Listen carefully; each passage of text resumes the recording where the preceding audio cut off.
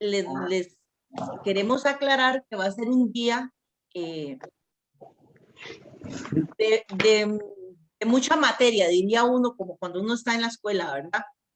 Que hay mucha materia, porque lo que vamos a ver son las preguntas de iniciación. Entonces, es mucho, ¿verdad? Así que es como mucha teoría. Entonces, vamos a tener paciencia. Ustedes, como siempre les decimos, ¿verdad? Que tengan ahí un cuadernito, por si acaso, para que vayan apuntando, pero de todas maneras, Marjorie después les va a mandar tanto el video como la presentación. Entonces ahí pueden tener también la opción para poder repasar, ¿verdad? Y si ustedes tienen dudas, también vayan escribiendo esas dudas, por si acaso hoy no nos da chance, pudiese hacer un espacio en alguno de las, ¿verdad? Entonces vamos a iniciar poniendo primero que nada el taller en manos del Señor. Sobre todo también agradecerles a ustedes su participación, su compromiso, su fidelidad y que el Señor sea el que guíe esta tarde. Así que muchísimas gracias, bienvenidos y bienvenidas. Buenas tardes. Vamos a cerrar los micrófonos.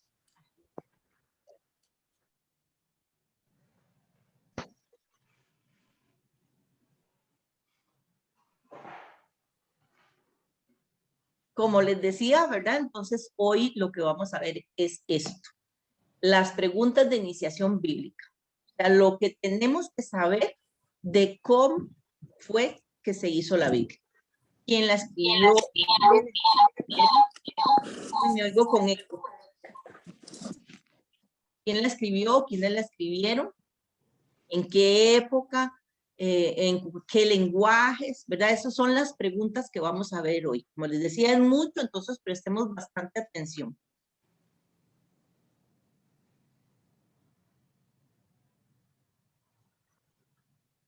Como siempre iniciamos con una oración, con una canción, ¿verdad? Para poner todo esto en manos de Dios.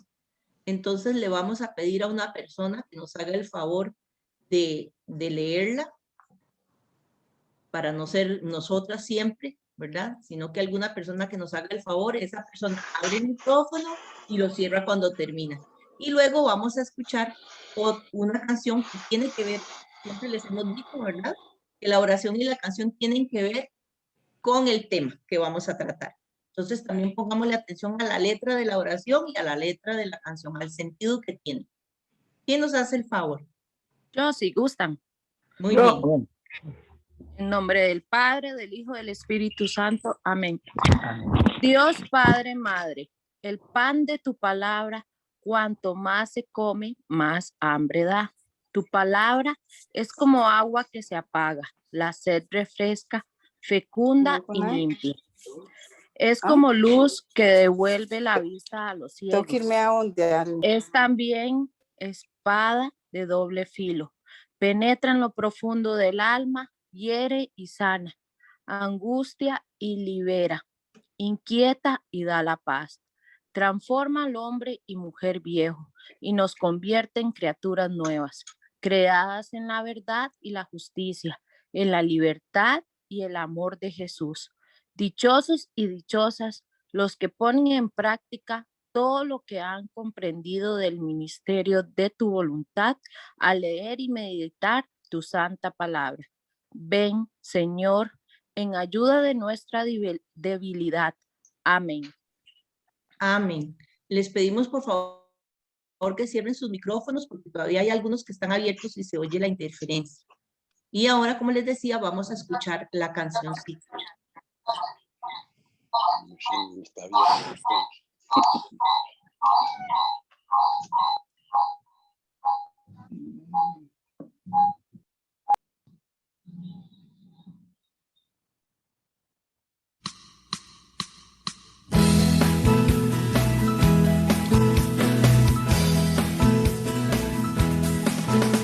La Biblia es palabra de vida, la Biblia es palabra de Dios y es la palabra del pueblo que busca y construye su liberación.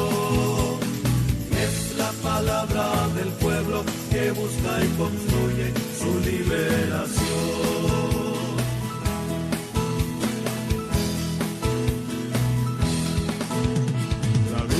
candil que ilumina en medio de la oscuridad. Y es la palabra que guía a toda la comunidad.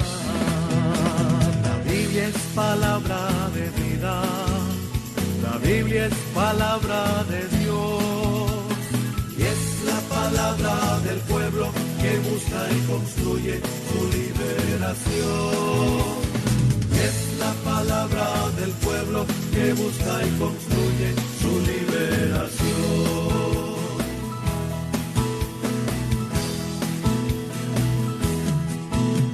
La Biblia es como nuestra cuma, con ella hay que chapodar toditas las amarguras que hay en nuestra realidad. La Biblia es palabra de vida, la Biblia es palabra de Dios, y es la palabra del pueblo que busca y construye su liberación. Y es la palabra del pueblo que busca y construye su liberación. La Biblia es como la lluvia que hace crecer nuestras milpas, que hace crecer las semillas del amor y la alegría. La Biblia es como las tortillas que hacemos en el comal, porque es para compartirla en calor de fraternidad. La Biblia es palabra de vida, la Biblia es palabra de Dios, y es la palabra del pueblo que busca y construye su liberación. Y es la palabra del pueblo que busca y construye su liberación.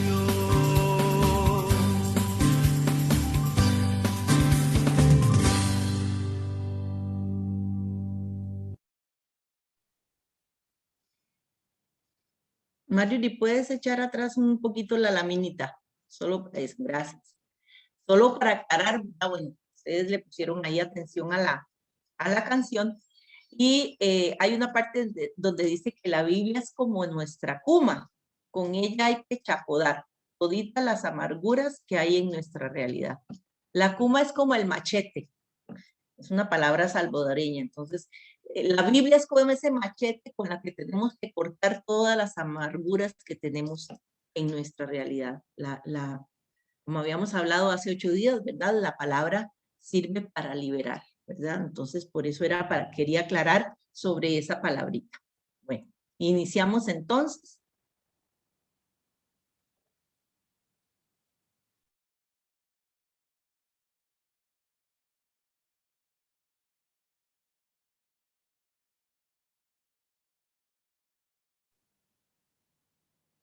Mar. Sí, voy. Es que estaba admitiendo gente. Ok, como decía Gis, ¿verdad? Vayamos tomando nota de este primer tema para después, pues si nos da tiempo, ¿verdad? Aclarar, si no, lo vemos la otra semana. Entonces, como primer tema que vamos a ver es los nombres de la Biblia, ¿verdad? Dice que la palabra Biblia viene del latín Biblia, que a su vez viene del griego Biblia, ¿verdad? Que es un plural de biblión. Y su significado es libro, hoja escrita o biblioteca. Es decir, ¿verdad? Que Biblia significa libros, porque es una pequeña biblioteca, o sea, un conjunto de libros.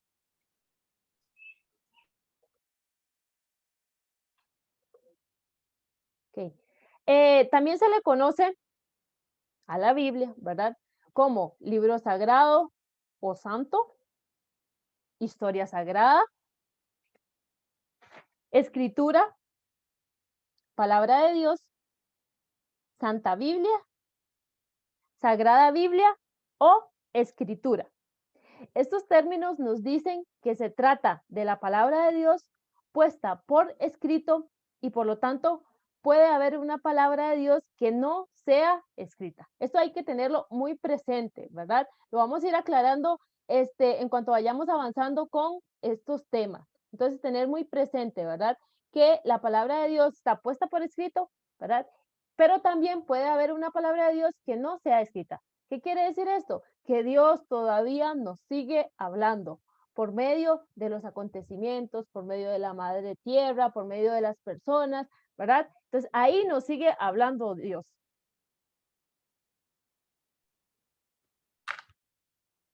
¿Cuáles son los nombres de la tierra de Jesús a lo largo de la historia? A la tierra de Jesús se le llamó Canaán, es el nombre más antiguo, así se le conoce en los tiempos del Éxodo, 1150 a.C. Bíblicamente Canaán es el hijo de Cam, eso lo encontramos en Génesis 16, que fue maldecido por haber visto la desnudez de su padre Noé. Eso está en Génesis 9, 24, 25. Otro de los nombres con los que se le conoce a la tierra de Jesús es la tierra prometida. Es el nombre genérico para llamar a la tierra buena y espaciosa, a la tierra que emana leche y miel. Eso lo encontramos en Éxodo 3:8, que Dios prometió a Moisés. También se le conoce como Israel. Eso está en Génesis 32:29 y Génesis 34:7. Este es el nombre que asumió el Estado que se formó a partir de 1947 y por lo tanto es el nombre oficial que recibe hasta el día de hoy esa tierra. También se le conoce como Palestina, eso lo podríamos encontrar en Génesis 26:15. Algunos filósofos griegos como Heródoto en el siglo V utilizarán el nombre de Palestina creyendo que los filisteos eran los habitantes de toda la región, cuando solo ocupaban la parte costera. Los romanos fueron los que oficializaron el nombre Palestina. Los árabes la siguen llamando Palestina, desconociendo el nombre de Israel. También se le conoce como Tierra Santa. Es un nombre dado por los cristianos a una tierra que desde los primeros siglos de la era cristiana es lugar de peregrinación para recorrer los caminos del Señor. Así se le conoce desde la Edad Media. Lo único aquí es tener presente que cualquiera de esos nombres que leamos o que escuchemos siempre se está refiriendo a al mismo territorio, ¿verdad? Que es la tierra de Jesús. También con respecto a Israel, ¿verdad? Ya desde el Antiguo Testamento, el Primer Testamento, Israel se conocía, vemos ahí las dos citas bíblicas, ¿verdad? Génesis 32:29 y Génesis 34:7.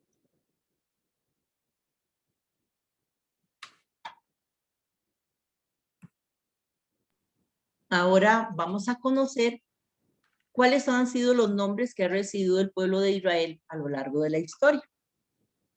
Se les ha conocido con el nombre de hebreos.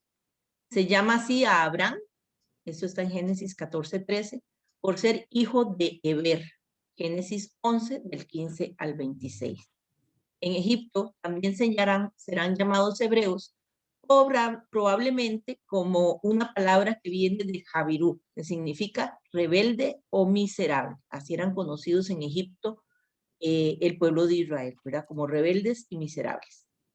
Luego el otro nombre es israelitas, nombre que recibe Jacob en Génesis 32:29. Se comienza a hablar de los hijos de Israel para referirse a los hijos de Jacob, que formando las 12 tribus poblarán la tierra prometida. Con este nombre se les conocerá hasta antes del exilio. Y luego con el nombre de judíos, que viene de la descendencia de Judá, hijo de Jacob, el reino del sur. Después del exilio, en lugar de israelitas, se les comenzará a llamar judíos. En la actualidad se les dice judío o israelita, aunque hay quienes dicen que hay diferencias entre ambos, ya que judío se refiere a los que profesan esa religión, mientras que israelita es el que pertenece a esa nación. Eran un pueblo nómada hasta que se establecieron y empezaron a ser un pueblo que se asentó, ¿verdad?, en la tierra, porque también hubo este proceso. De aquí lo importante, un pueblo sedentario. lo importante que yo creo que habría que resaltar es que estos tres nombres, siempre que en la Biblia encontremos estos nombres, se va a referir al pueblo de Israel, ¿verdad? Y que hay una gran diferencia entre judío e israelita, porque no es lo mismo los que profesan la religión, son los que se llaman judíos, y los que viven en el territorio, todos, aunque no profesen la religión, son israelitas. Entonces, por eso no se puede generalizar.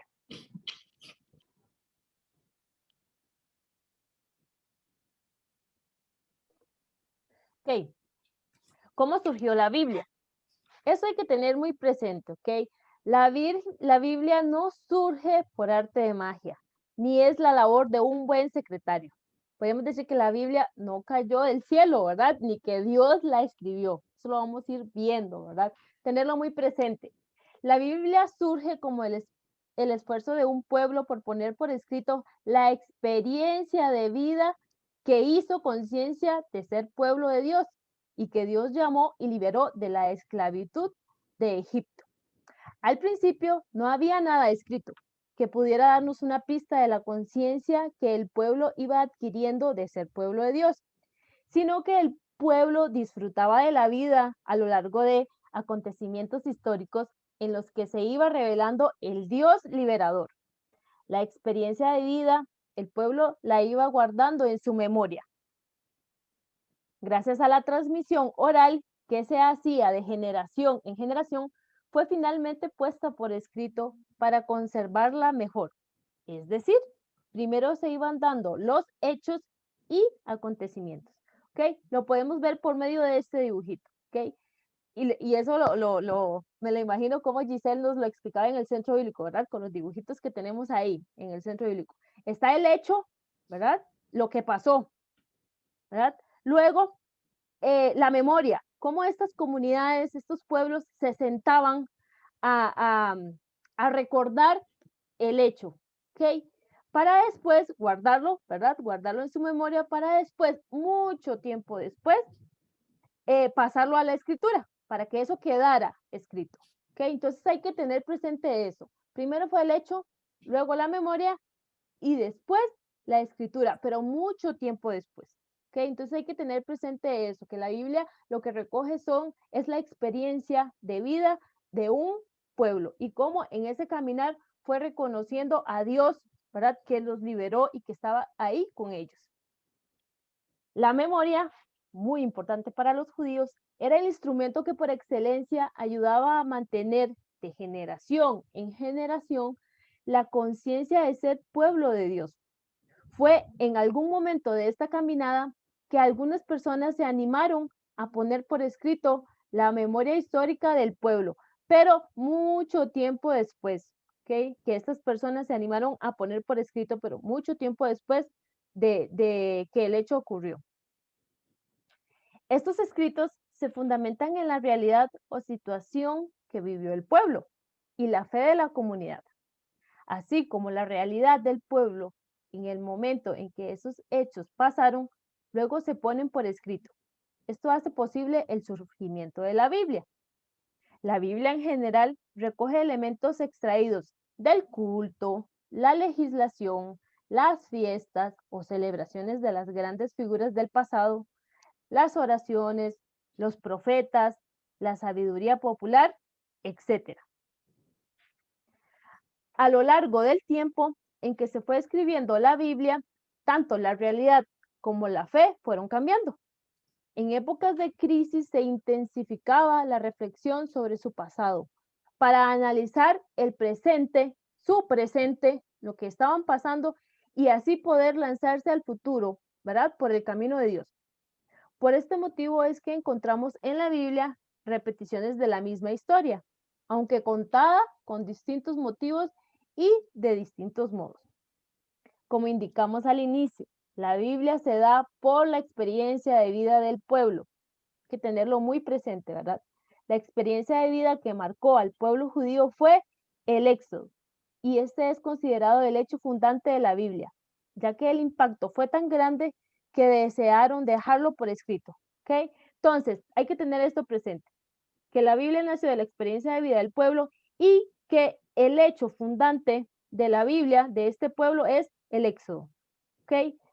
Porque ahí ellos se dieron cuenta de esta imagen de este Dios que los liberó. Entonces hay que tener presente eso, ¿verdad? Que el hecho fundante de la Biblia es el Éxodo. Y ustedes dirán, ay, pero el Génesis está primero, ¿verdad? Pero en el momento de que quisieron ponerle un orden a la Biblia, pues dejaron el Génesis que habla de la creación, del inicio de todo, de primero, ¿verdad? Pero los judíos tienen muy presente que el Éxodo fue lo que los marcó y toda la vida, para toda la vida. Entonces hay que tener esto muy presente.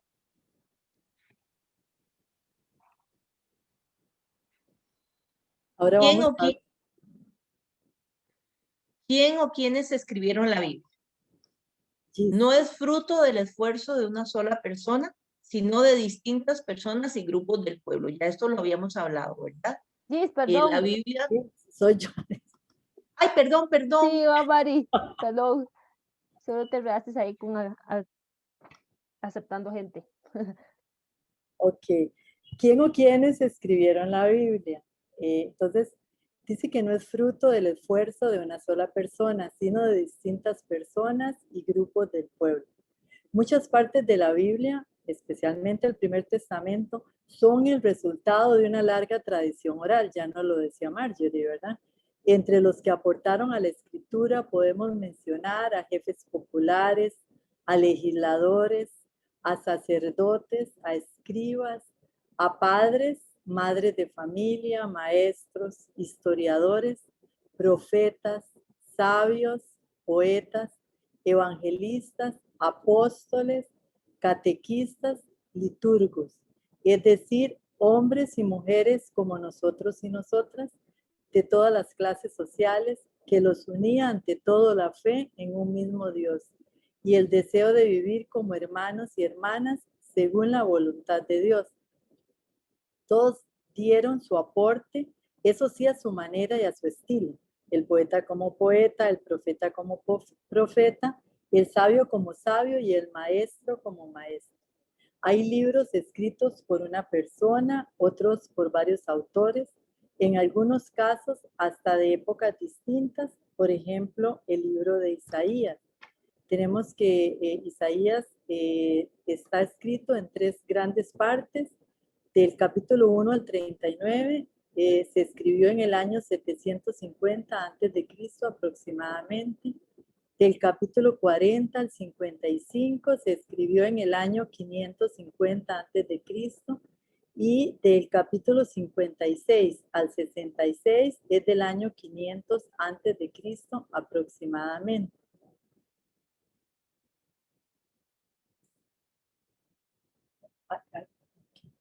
Algunos textos fueron escritos, luego revisados y reelaborados más de una vez, como el comienzo del Génesis.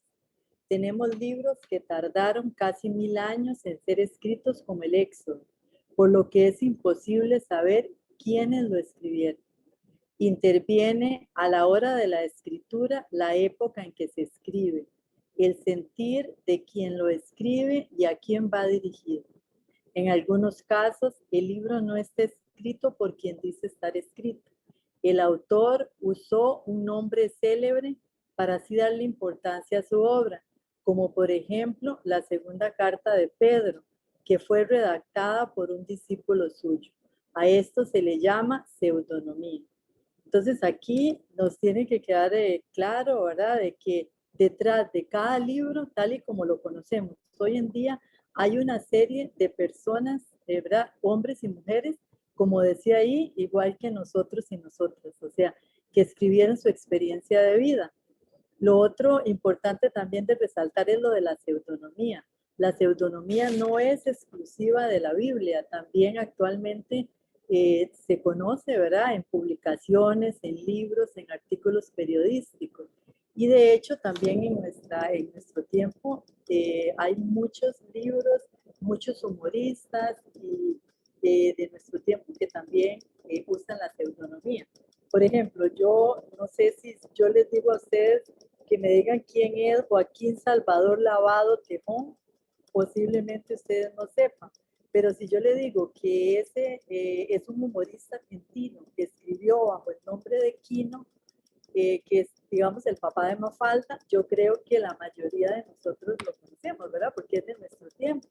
Otro ejemplo podría ser, si yo les digo que me digan quién es Lucila María del Perpetuo Socorro, posiblemente no sepamos. Pero si yo les digo que es la poeta chilena Gabriela Mistral, yo creo que muchos sí sabemos de qué se trata. Entonces, así también fue escrita la Biblia.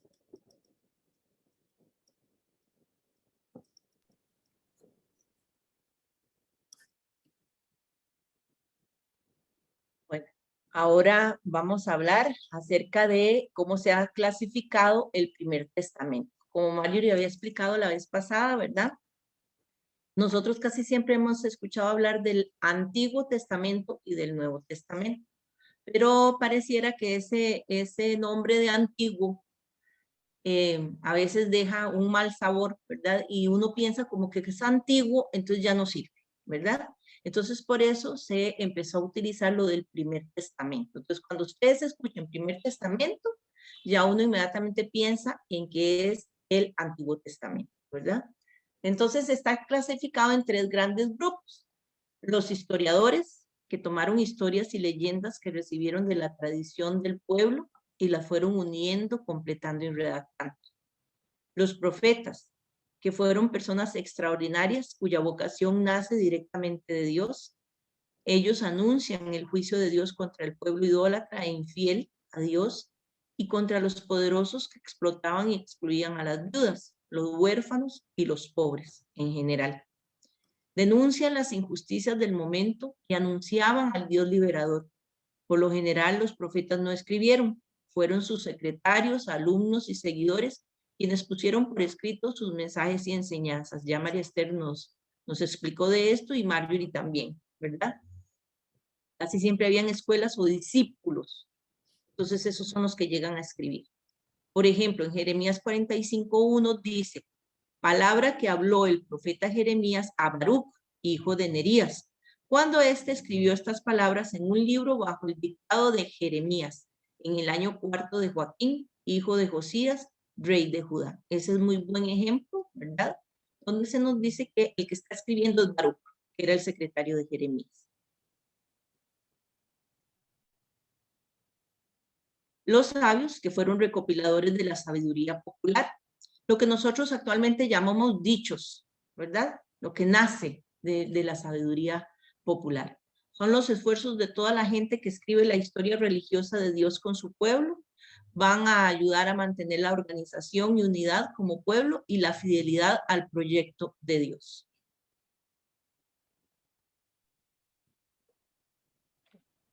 ¿Dónde se escribió la Biblia? Geográficamente, Israel estaba ubicada estratégicamente en medio de dos grandes imperios. Al oriente, los imperios de Asiria y Babilonia. Lo podemos ver aquí en el mapa, ¿verdad? Asiria está como por acá, donde está el puntero, y Babilonia está por acá, ¿ok? Y Persia, como por acá estaba Persia, ¿ok? Junto a los ríos Éufrates y Tigres. Entonces, aquí está Éufrates y aquí está Tigres, dos grandes ríos. Hacia el sur occidente, el imperio egipcio, ¿ok? Por acá. Por ser un corredor imprescindible para pasar de un lado a otro, emperadores militares, comerciantes y otros quisieron siempre apoderarse de este paso obligatorio. Los imperios fuertes invadieron y llevaron al exilio en diversas ocasiones a los israelitas. Esto hay que tenerlo muy presente, ¿verdad? Que los israelitas tuvieron varios éxodos, varios exilios, ¿ok?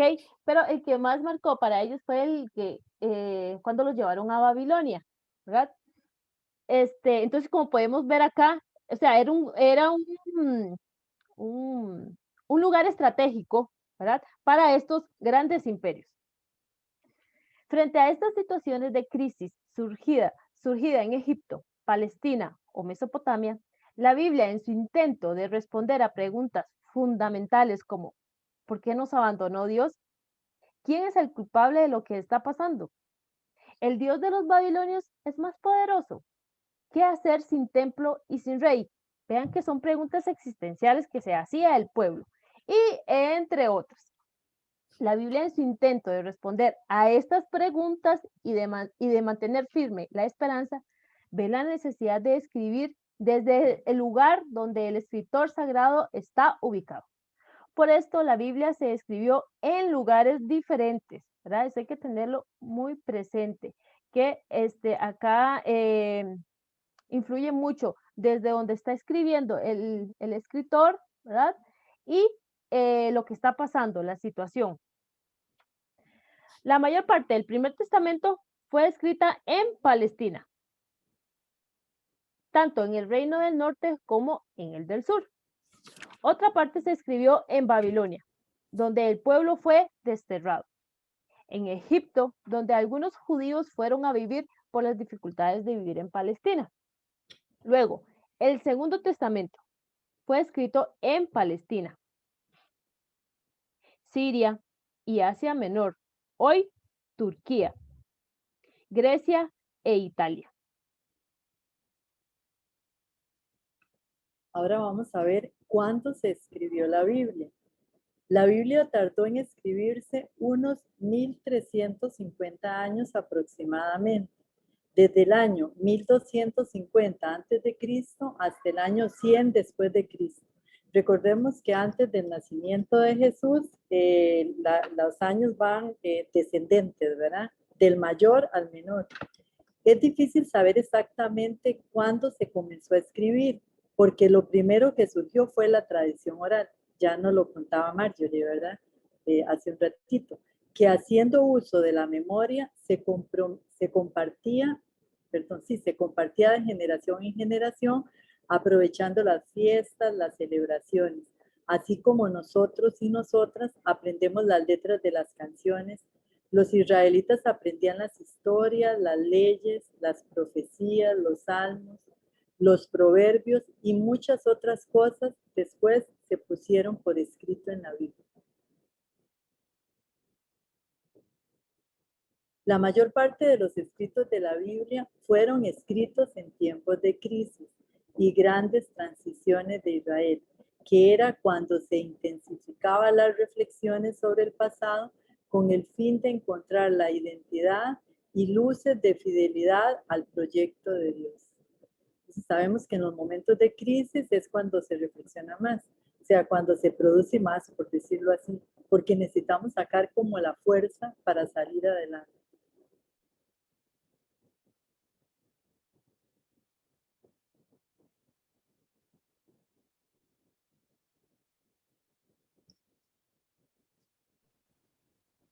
Estas serían las principales épocas en que se divide, digamos, la historia de Israel, ¿verdad? La primera, el reinado de David y Salomón. Esta época se dio en los años 1000 a.C. a 940 a.C. Como dijo María Esther, ¿verdad? En esta época vamos a empezar a contar de atrás hacia adelante, ¿verdad? Entonces, el orden cambia, el orden de los años, del año 1000 al 940 a.C.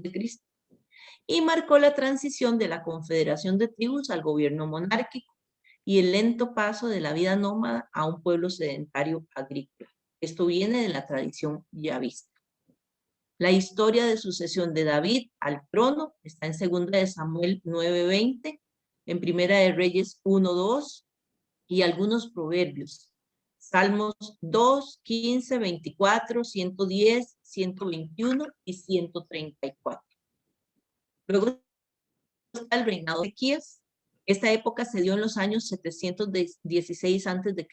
al 687 a.C., marcado por la crisis del reinado de Judá, después de la separación de Samaria en el año 722, que provocó grandes reformas. En este periodo se escribieron libros como Amós, Oseas, el Salmo 58, el Salmo 42, el primer Isaías, Miqueas, el Salmo 64.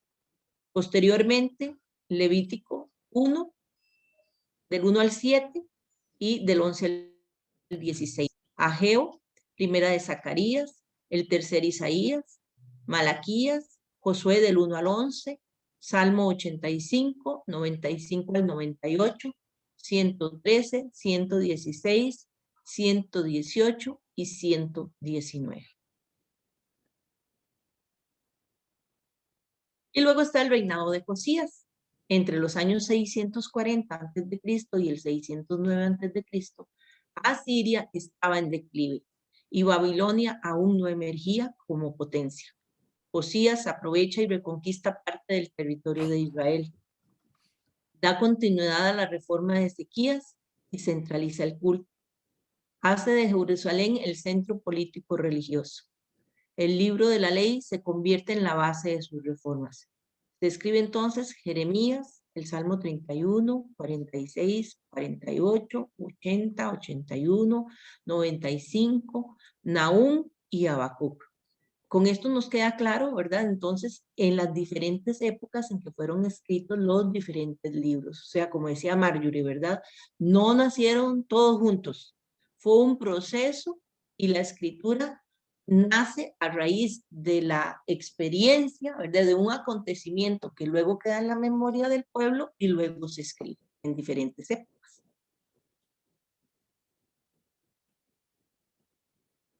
Luego está el destierro de Babilonia, entre los años 587 a.C.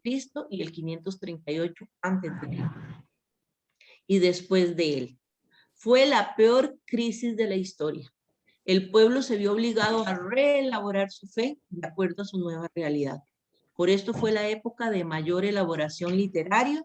Se escribió Deuteronomio, Josué, Jueces, del 2 al 16, Samuel y Reyes, Abdías, Lamentaciones, relecturas de profetas, Ezequiel, Segunda de Isaías, entre otros. Como dice ahí, tenemos que esto, ojalá que lo anoten ahí en su cuadernito. Este destierro a Babilonia marcó al pueblo de Israel y fue donde surgieron mayores escritos.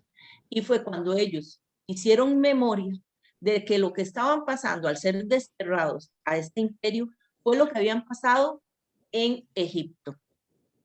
Y ellos creyeron que no se iba a volver a repetir esta historia, pero les volvió a pasar.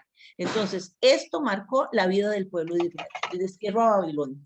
Y por eso surgen tantos escritos.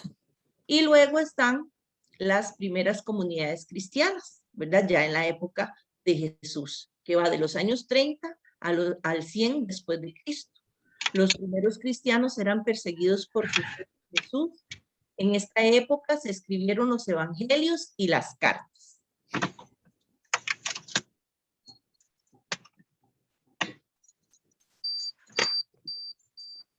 Ok. Si alguien ahí puede apagar el micrófono, no logro ver quién lo tiene, sino para silenciarlo, por favor. Para continuar, ¿en qué idioma se escribió la Biblia?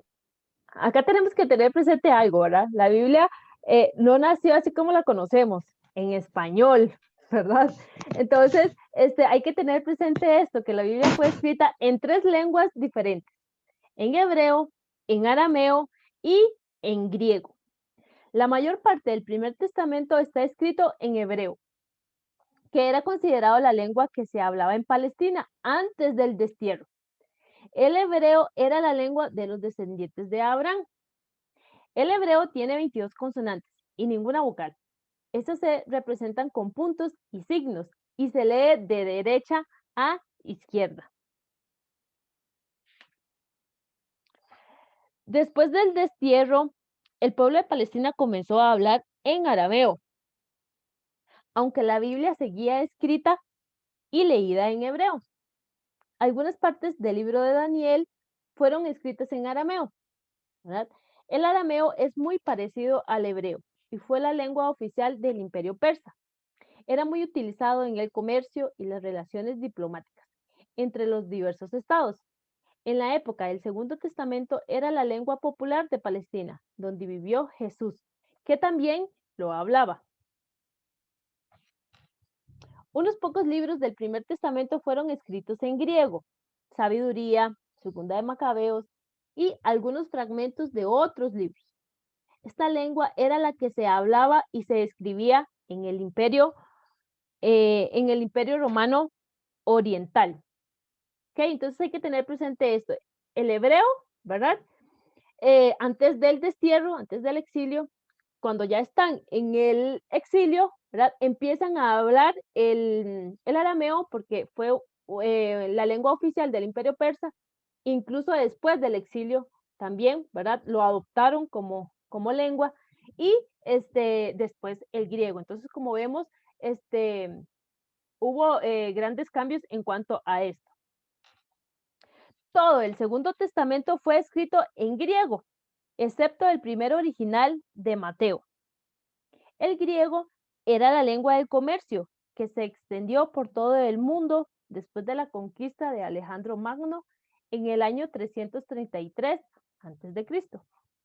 En tiempos de Jesús, la gente hablaba arameo en casa, rezaban y leían la Biblia en hebreo y negociaban y hacían política en griego. Los judíos que emigraron a Egipto después del destierro comenzaron a olvidar la lengua materna y ya no entendían ni hebreo ni arameo, solo entendían el griego que se hablaba en Egipto. Por esto, en el siglo III a.C., un grupo de 70 sabios resolvió traducir el Antiguo Testamento o Primer Testamento del hebreo al griego. Fue la primera traducción de la Biblia y se le conoce con el nombre de los 70. Esto lo vamos a ver más adelantito para que nos quede un poquito claro. Entonces vean cómo evolucionó esto, ¿verdad? Bueno, y mucho tiempo después fue que la Biblia se tradujo en muchos idiomas, pero para tener presente esto, ¿verdad? Que la Biblia no es que nació así en español, sino que tuvo una transformación ahí, ¿verdad? Del hebreo a arameo y griego.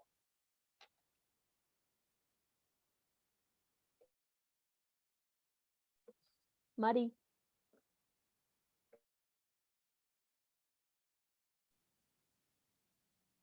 Mari, estás en silencio. Bueno, ahora vamos a ver los géneros literarios. Además de los diferentes idiomas, como ya nos explicaba Marjorie, en los que se escribió la Biblia, esta fue escrita en diferentes géneros literarios.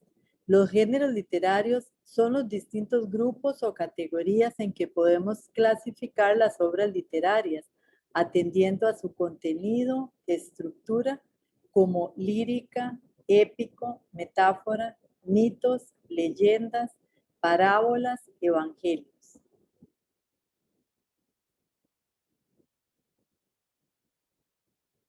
Los libros de la Biblia, como cualquier obra literaria, son el resultado de tres elementos fundamentales: el propósito del autor, los recursos o materiales literarios, géneros literarios, y la estructura que decide darle el escritor. Es importante tener presente que los géneros literarios actuales no son iguales a los géneros literarios utilizados anteriormente. Estos están influenciados no solo por la época, sino por las diferentes culturas. Entonces vemos aquí como los géneros literarios, o sea, cada libro tiene, es digamos, específico. O sea, porque depende del autor que lo hizo, ¿verdad? Él va a recurrir, digamos, a su forma de escribir, a su cultura, a la época en la que escribió.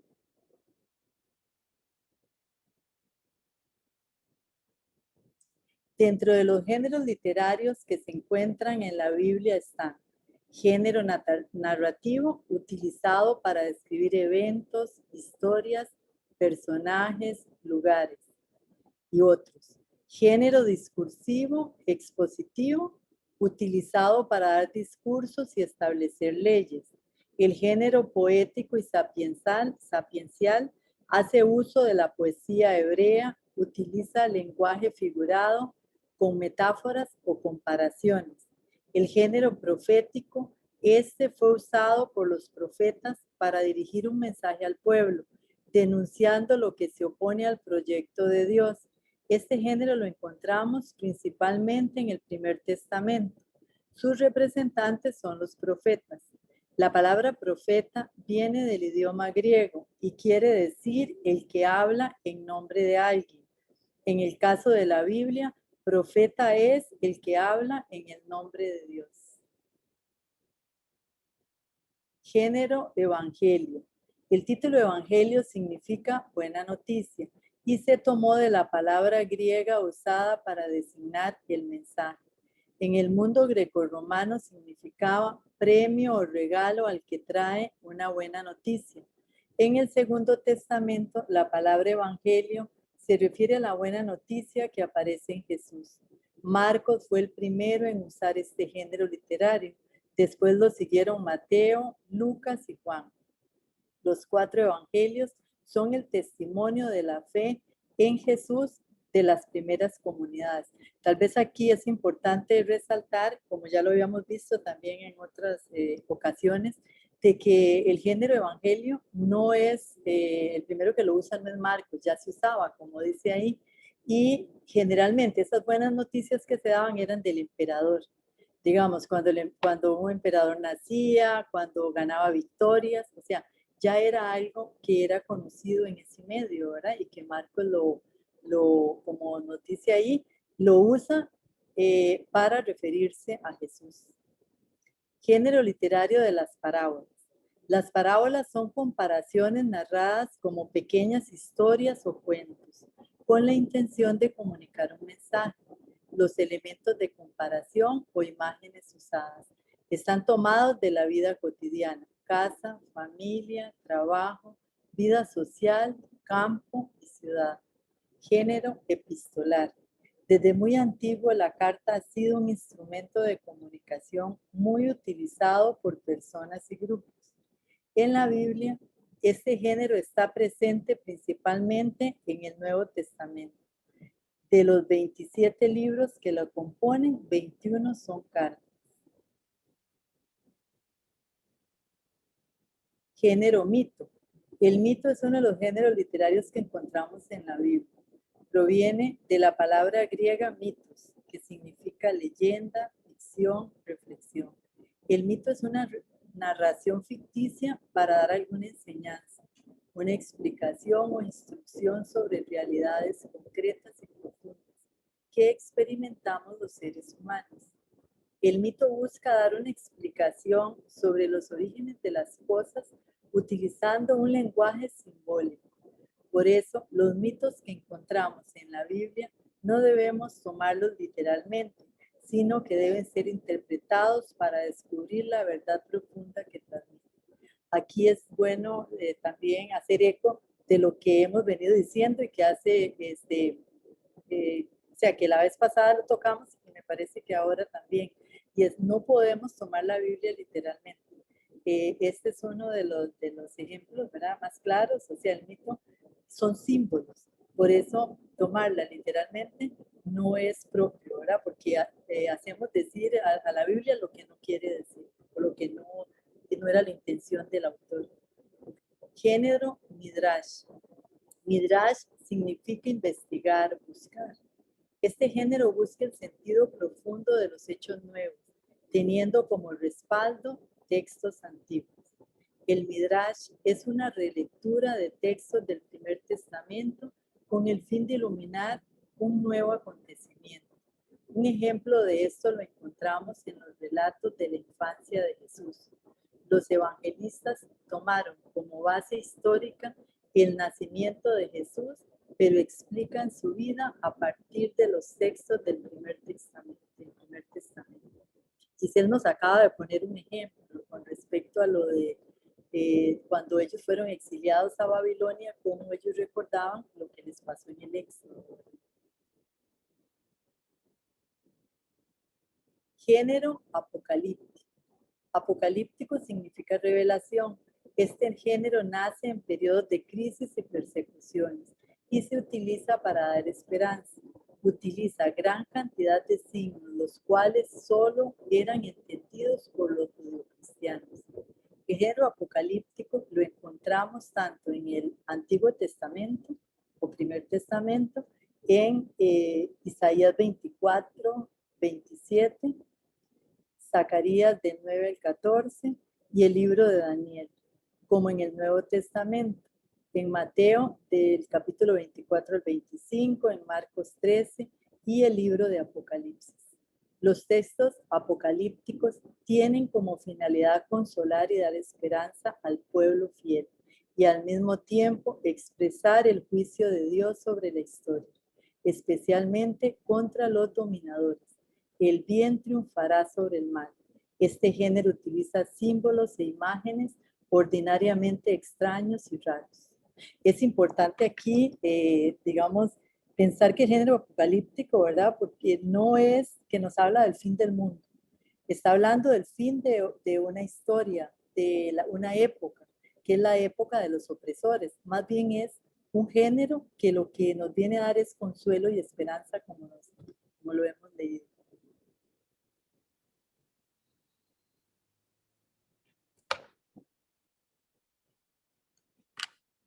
Bueno, ahora vamos a ir viendo cómo se divide la Biblia, ¿verdad? Hay una división general.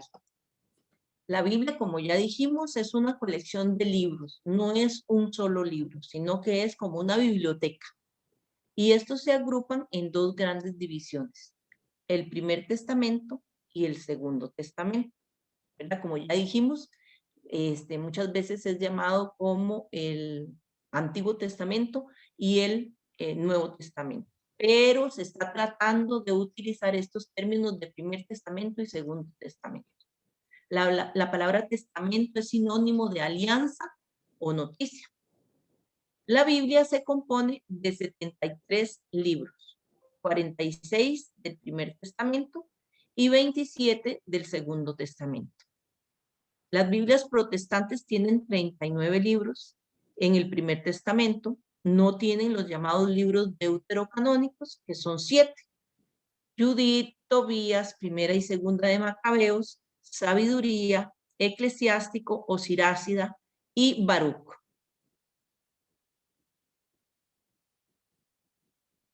Vamos a ver un poco mejor esta división, ¿verdad? La Biblia judía, lo que se conoce como la Biblia judía, o sea, el Primer Testamento, está dividido en 3 grandes partes. La primera gran parte es la ley, o lo que los judíos llaman la Torá, que está compuesta por los 5 primeros libros: Génesis, Éxodo, Levítico, Números y Deuteronomio. Por una segunda parte es los profetas, conocido como Neviín, es el término hebreo, ¿verdad? Y los otros escritos, que en hebreo es Ketubim. La ley y los profetas eran los más importantes. Juntos, estos 3 bloques forman la palabra Tanaj o Tanaj, que significa lo mismo, ¿verdad? Ya sea con J o con K, significa lo mismo, la Tanaj judía.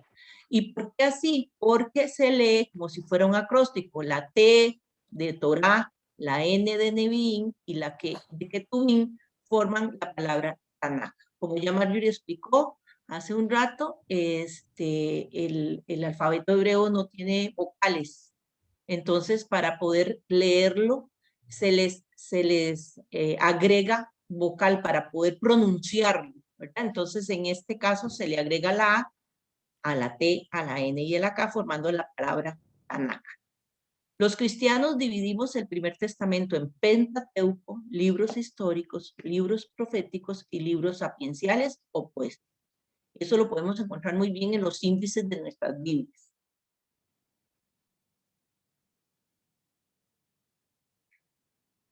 Y este Primer Testamento está dividido de la siguiente forma: el Pentateuco. Este término proviene del griego y significa 5 rollos. Penta, 5, teuco, estuches o rollos. La expresión estuches se refiere al lugar donde se guardaban los rollos de papiro. Son los primeros 5 libros: Génesis, Éxodo, Levítico, Números y Deuteronomio. Estos 5 libros, como ya dijimos, forman la Torá judía. Los libros históricos. Aunque prácticamente todo el Primer Testamento nos habla de la historia del pueblo de Israel, este grupo de libros nos narra sus orígenes y el desarrollo de sus diferentes etapas. La época patriarcal, el éxodo, la confederación de tribus, la monarquía, el retorno y el periodo helenista. A este grupo pertenecen 16 libros: Josué, Jueces, Ruth, Primera y Segunda de Samuel, Primera y Segunda de Reyes, Primera y Segunda de Crónicas, Esdras, Nehemías, Tobías, Judith, Esther y Primera y Segunda de Macabeos. Los libros Los judíos a los libros de Josué, Jueces, Samuel y Reyes les llamaban profetas anteriores, ya que en ellos se encuentra la historia de grandes profetas como Elías, Eliseo, Samuel, Natán, etc.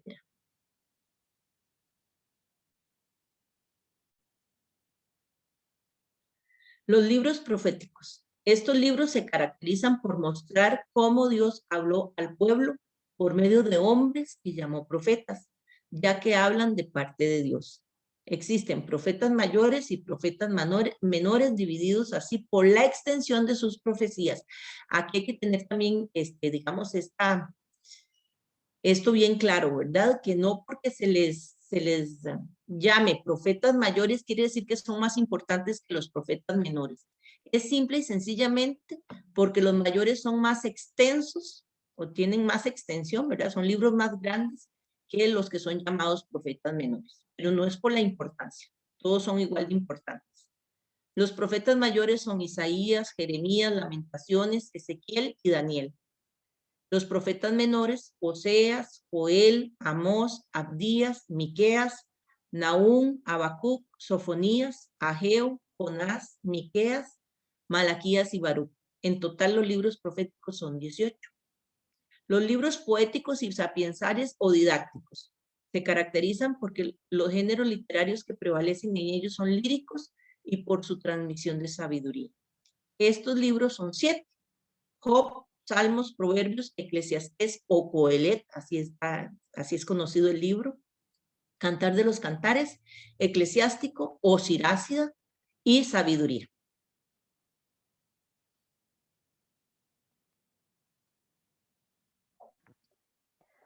Ok, ahora vamos a continuar viendo la división. Ya Gis nos hizo la división del primer testamento, ahora vamos a ver la división del segundo testamento. Encontramos que evangelios son 4, que es Mateo, Marcos, Lucas y Juan. También está la carta de Hechos de los Apóstoles, perdón, narra los primeros pasos del camino comunitario y evangelizador de los primeros cristianos. Las cartas de Pablo son 13, Romanos, Primera y Segunda de Corintios, Gálatas, Efesios, Filipenses, Colosenses, Primera y Segunda de Tesalonicenses, Primera y Segunda de Timoteo, Tito y Filemón. Tenemos 8 cartas apostólicas o católicas: Hebreos, Santiago, Primera y Segunda de Pedro, Primera, Segunda y Tercera de Juan y Judas.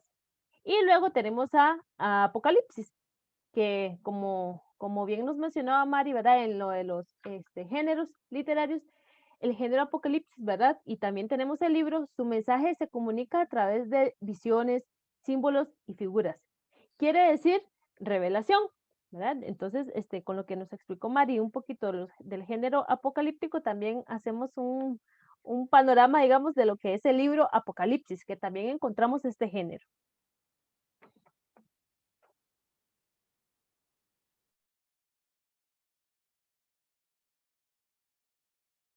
No sé si me escuchan bien.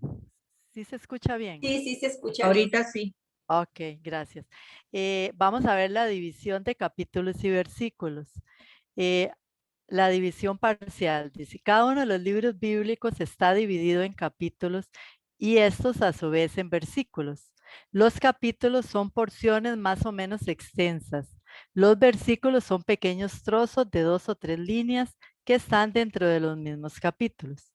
La división en capítulos se debe a Esteban Langton, quien la tradujo en la llamada Biblia de París en 1214, y la división en versículos a Santos Pagnini en 1528. A pesar de que la división es a veces arbitraria, es un método aceptado universalmente por su clara utilidad. Entonces vemos cómo los capítulos y los versículos, o sea, esa división es relativamente reciente. La parte de los capítulos es del siglo XIII y la de los versículos del siglo XVI. O sea, pasó mucho tiempo en que la Biblia era un solo escrito, ¿verdad? No había esa división. Ahí hay unos ejemplos de lo que son capítulos y versículos. Ahora, más adelante vamos a ver con más detalle esa división.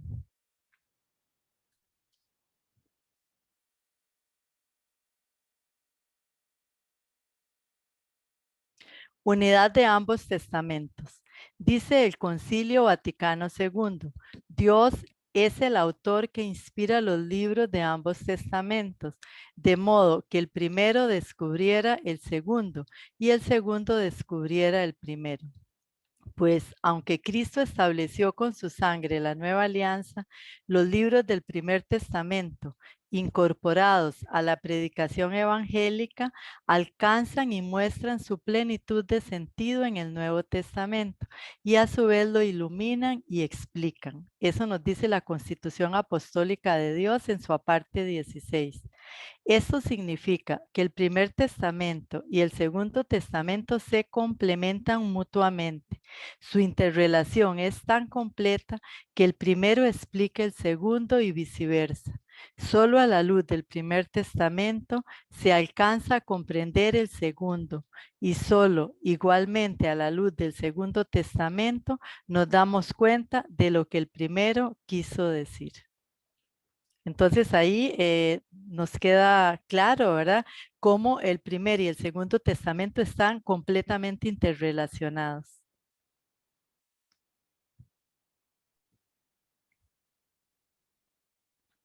Y ahora vamos a ver lo que siempre a veces nos preguntamos, que en realidad no es tan difícil, solo es nada más de comprender el porqué. Entonces vamos a ver si logramos explicar cómo está compuesto el canon bíblico. Los judíos y cristianos nos regimos por la enseñanza de la Biblia.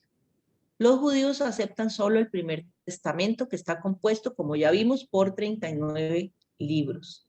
Es lo que ellos llaman, ¿verdad? Lo de la Tanakh. Los cristianos se dividen en católicos y ortodoxos. ¿Quiénes son los ortodoxos? Las iglesias ortodoxas son las iglesias orientales, por ejemplo, las de Etíope, la egipcia, la Rusia, de Armenia, entre otras, las cuales siguen ritos de la Eucaristía y en los sacramentos, con algunas diferencias, como se hace en las iglesias católicas occidentales. Algunas de estas iglesias tienen comunión con la Iglesia Católica Romana, otras no. Dentro de ellas tienen patriarcas en lugar de la figura del pontificado o papado romano.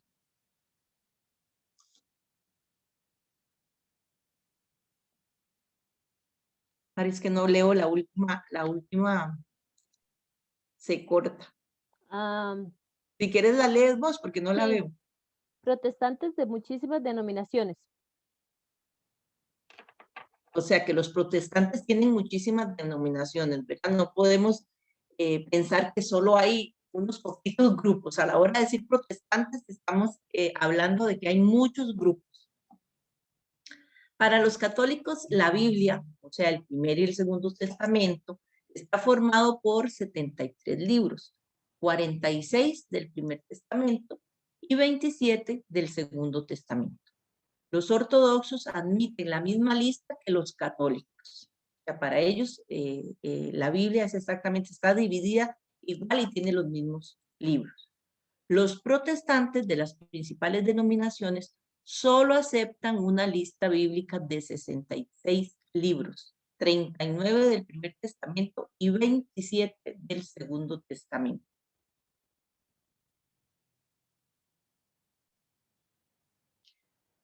Como podemos observar, la diferencia entre católicos y protestantes se encuentra no en el canon o lista de los libros del Segundo Testamento, sino en el Primer Testamento. ¿A qué se debe esta diferencia? En principio existió el canon o lista oficial de la Biblia hebrea, fijado por los judíos del siglo I de nuestra era. Son 39 libros que todavía hoy conservan los judíos.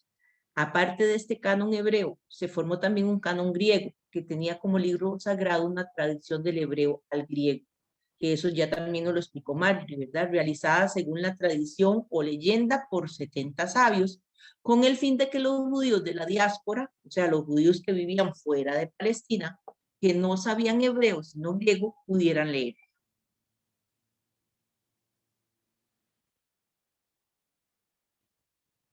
Este canon griego o deuterocanónicos, que significa segunda lista, comprende en primer lugar los 39 libros de la Biblia hebrea, más 7 libros escritos generalmente en griego, que ya los habíamos dicho, ¿verdad? Tobías, Judith, Sabiduría, Eclesiástico o Sirácida, Baruch y los 2 libros de los Macabeos. Estos libros no fueron aceptados por los judíos de Israel. Y como no fueron aceptados por los judíos de Israel, ¿verdad? Los protestantes que siguen el canon hebreo, por eso no los tienen en sus Biblias. Es así de fácil.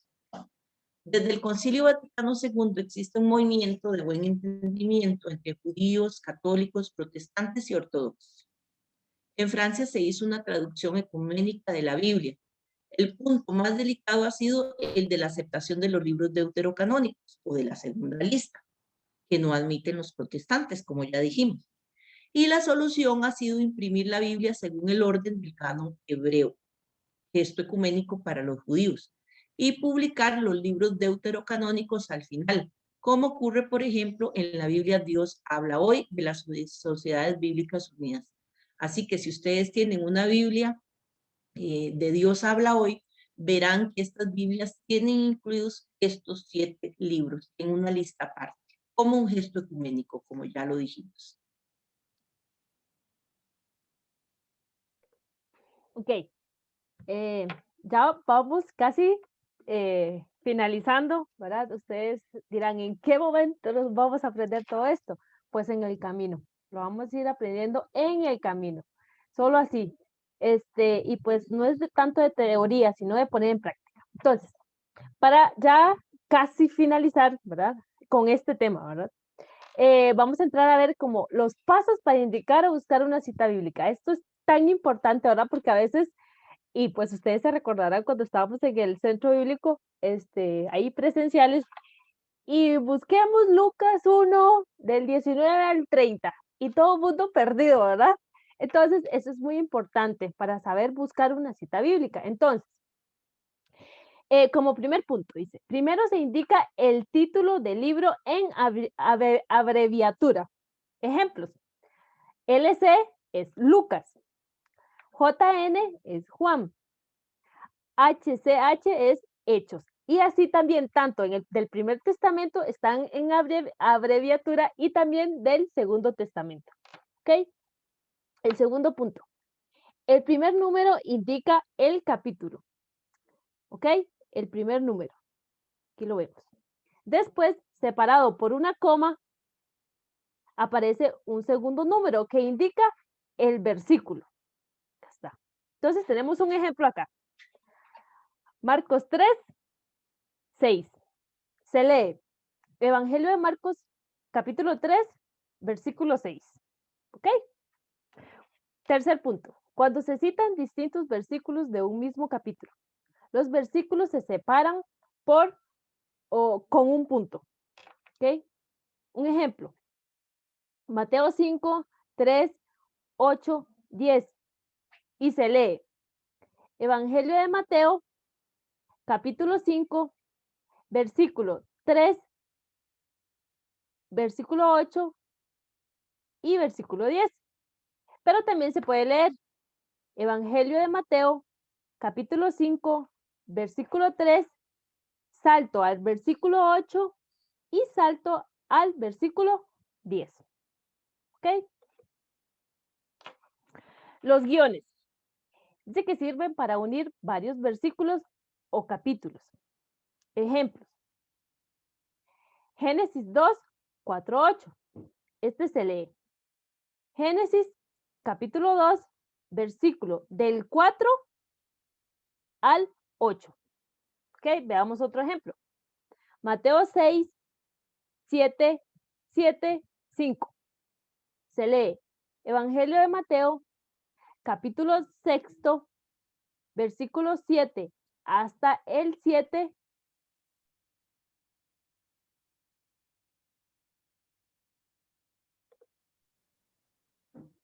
Ahí se me fue.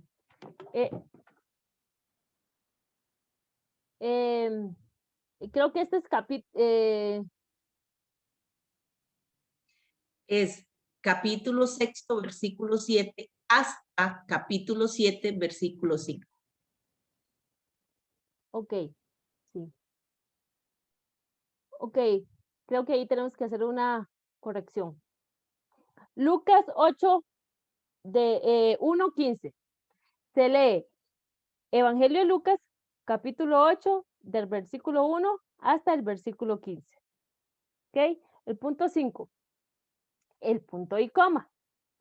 Sirve para separar dos citas de distintos capítulos o de distintos libros.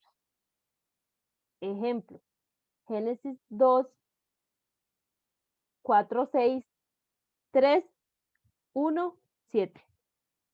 Significa Génesis capítulo 2, versículos del 4 al 6, capítulo 3, del versículo 1 al 7.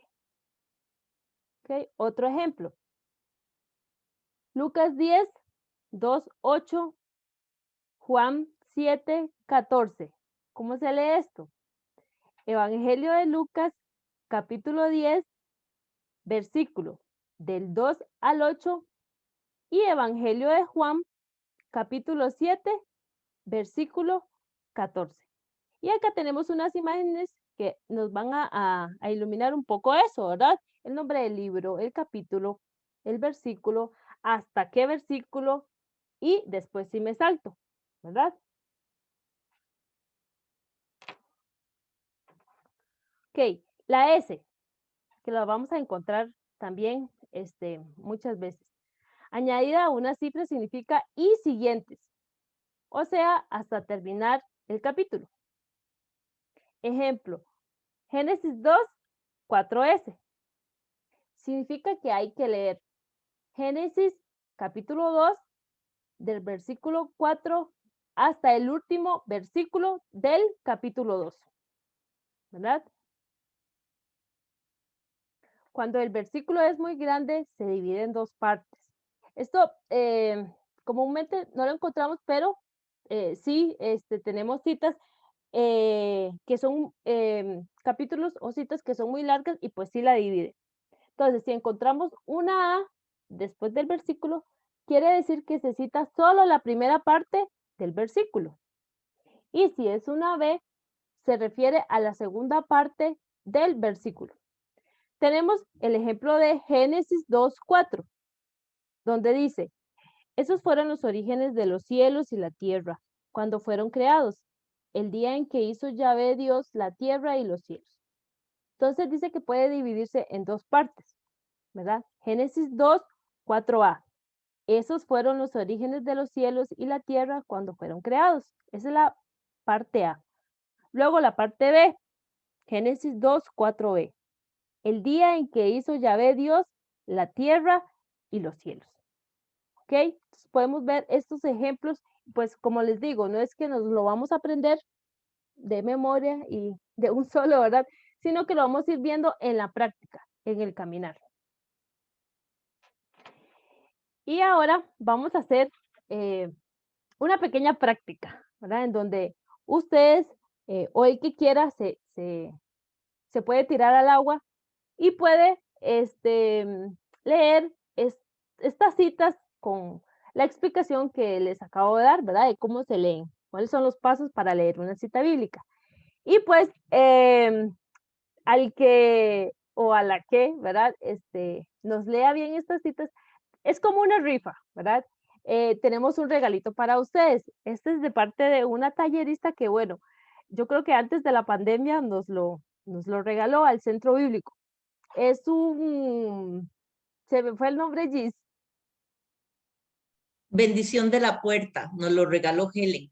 Ajá, entonces ahorita como estoy compartiendo pantalla no se los puedo enseñar, pero ahí lo tenemos. Entonces la idea es que, bueno, ustedes nada más me avisan y que se la pegue, ¿verdad? Y lo puede recoger en cualquier momento por mi oficina y pues ahí yo lo voy a tener. La idea es que practiquemos, ¿verdad? Entonces, no sé quién le gustaría leer. Voy a leerlo. ¿Quién habla? ¿Quién habla? En el principio creó Dios. No, corazón. Perdón, Olga Morúa. Olguita, vea, la idea no es leer el texto, es leer la cita bíblica para ver si aprendimos a ver cómo se lee una cita bíblica. Ah, ok, ok. Gracias. Entonces, Génesis Génesis capítulo 1, versículos 1 y 2 y versículo 4, la primera parte, la parte A.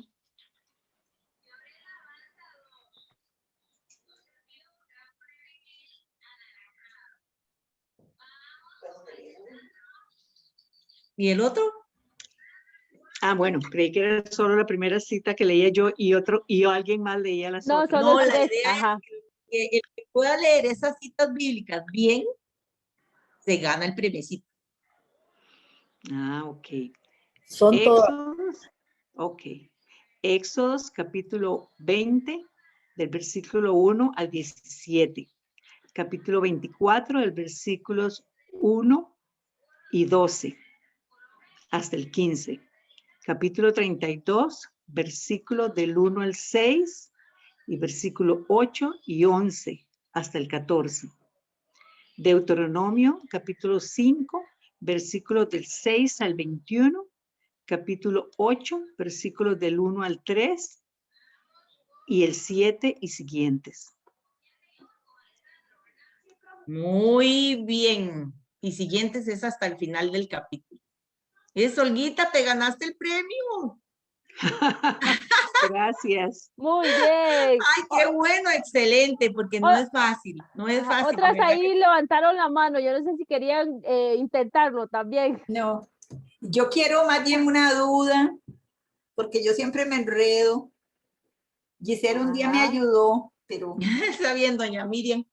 sí, buenas tardes. Es que yo una vez le mandé a preguntar cuando estábamos leyéndonos el libro de Luigi, Ajá. pero aquí no lo vi en ninguno de los que me explicaron, o no sé si me distraje.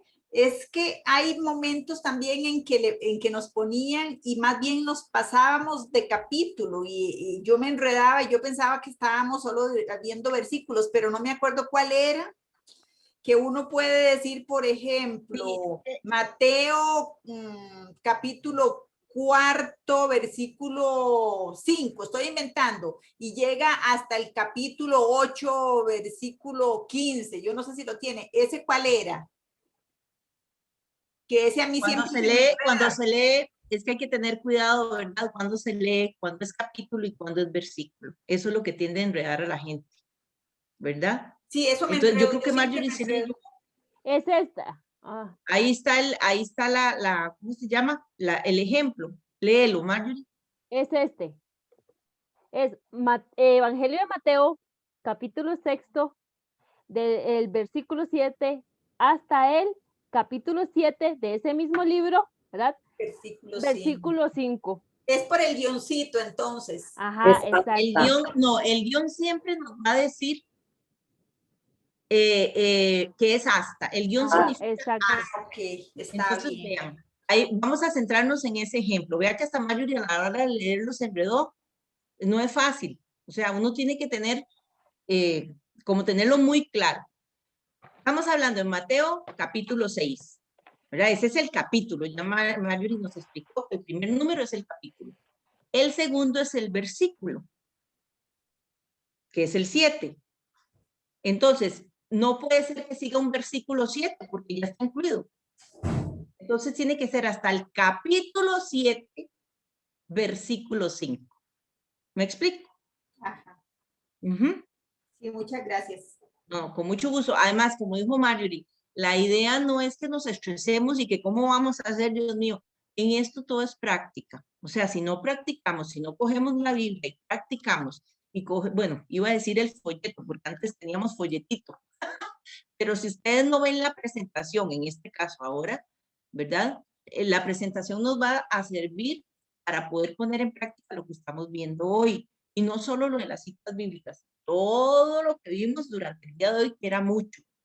Y como dijo Marjorie muy bien, la idea no es que nos lo vamos a aprender de memoria. Es que poco a poco nos lo vamos a ir aprendiendo, pero ¿cómo? Repasando, porque mentira que si hoy lo vimos y nunca más volvemos a repasar, vean que, bueno, los que ya tienen más tiempito está con nosotros, esto lo hacemos todos los años. ¿Por qué? Porque a uno se le va olvidando. Y la recomendación nuestra con esto de las citas bíblicas y de los libros es, cuando tengan mucho enredo, ¿verdad? En cuanto a los libros, busquen en el índice. Porque a veces usted verá a la gente buscando cuando uno dice, bueno, busquen Lucas 3 del 1 al 4. ¿Y dónde está Lucas? Y dan vuelta y no encuentran. No lo busquen así. Si ustedes no saben cómo está ubicado el libro, búsquenlo en el índice. Casi siempre el índice está al principio de la Biblia, ¿verdad? Del inicio. Es más fácil irse al índice y buscar dónde está el libro y buscar en la página correcta, ¿verdad?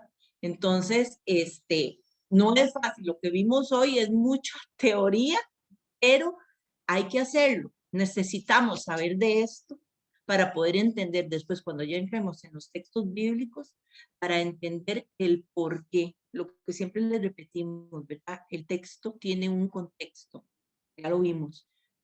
Hay alguien que tiene una manita levantada. Sandrita, ¿usted quería decir algo? Y Patri también. Creo que Sandrita desde el inicio de talleres, creo que fue un dedazo. Seguro, sí. Sí. ¿Y Patri? No se te No. escucha, Patri. Tienes el micrófono apagado. Lo tiene activado, pero creo que el volumen. ¡Ay, qué raro! Haga señas. No se te escucha, Patri.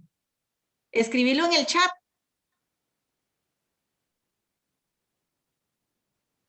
Bueno, mientras Patri nos escribe qué es lo que nos quiere decir. Ahí ya. Ya, ahora sí, niña. Con estos aparatos yo no sé. Sí, muy Buenas difícil. tardes. Tengo una consulta de mera curiosidad.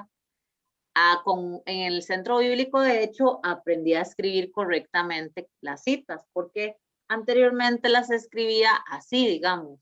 Vamos, aquí tengo una cita. Lucas 5, en vez de ponerle una coma, escribía 2 puntos. Y luego el versículo 27-29.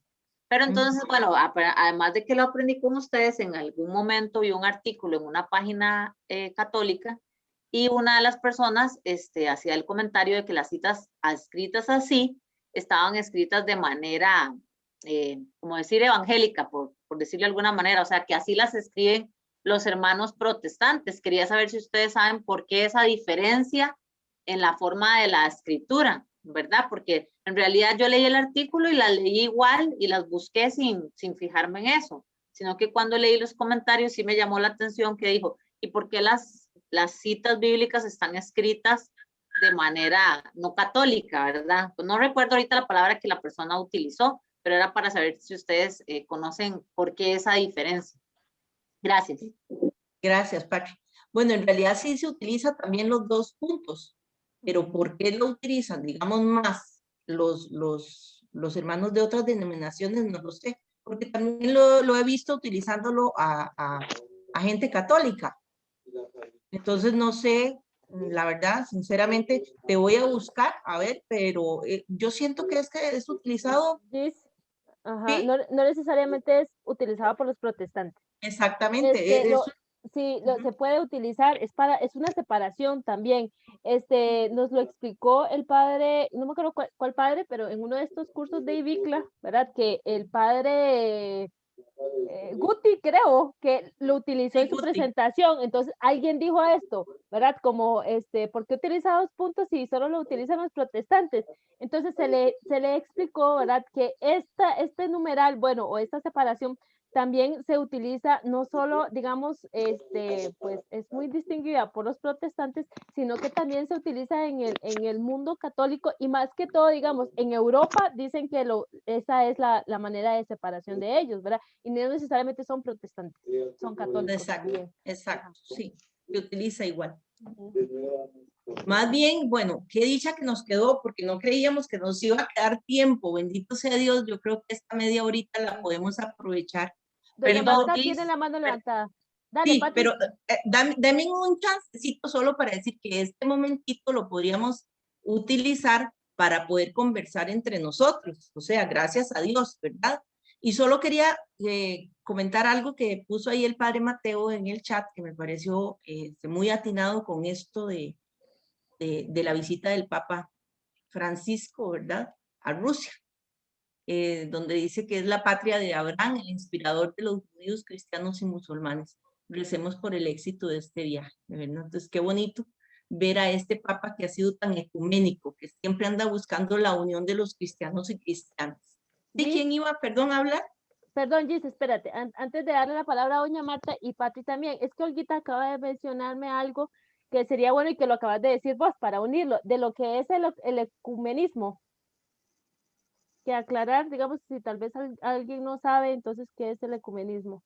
Porque lo mencionamos cuando dijimos lo del canon judío y canon cristiano. Ujú. Es buscar la unión entre los cristianos, ¿verdad? Es respetar las diferentes religiones que existen, bueno, a nivel de cristianismo, pero también abarca, ¿verdad? Las otras maneras de entender a Dios, las otras imágenes de Dios, ¿verdad? Entonces, por eso ustedes han oído del diálogo ecuménico, es buscar esa forma de relacionarnos como hermanos cristianos y cristianas que somos, ¿verdad? No buscar la división, sino más bien buscar la unión y buscar el diálogo y el respeto. Lo que nos une es la palabra. Yo no sé si el padre Mateo está por ahí que pudiese explicarnos un poquito mejor. ¿Nos escuchas, padre? Ajá, sí, pues está muy bien dicho. El ecumenismo es el movimiento de unión de las iglesias. Tiene la misma raíz de la palabra ecología, economía.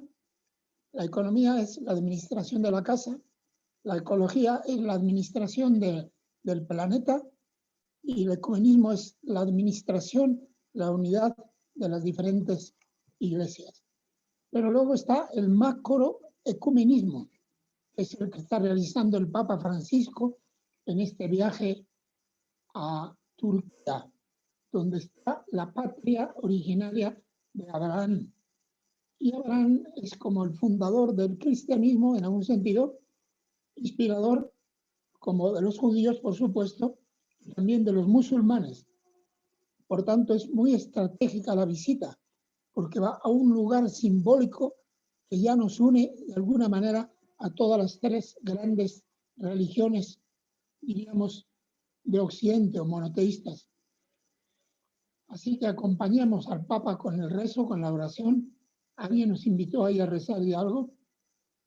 Creo que es un acontecimiento histórico importantísimo para que tenga éxito, no haya ningún conflicto, que tampoco la pandemia le complique, porque está muy fuerte ahora el COVID-19 allí en Turquía, parece, pero el Papa es arriesgado y lleva todos los protocolos, diríamos, va muy preparado.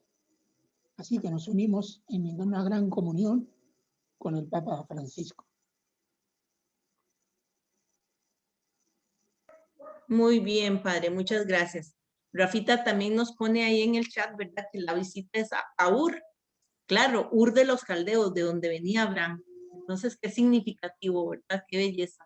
Así que acompañemos al Papa en oración, que siempre anda buscando esta paz entre hermanos de diferentes denominaciones y diferentes pensamientos, cosa que a veces nos cuesta a los católicos, ¿verdad? A veces queremos defender mucho porque nos creemos dueños de la verdad. Pasa en muchos grupos, ¿verdad? Y la idea es buscar más bien esa unidad, ese respeto, ese diálogo. Por eso también les hemos contado que nosotros estamos en un grupo de una red ecuménica y es lindísimo reunirse no para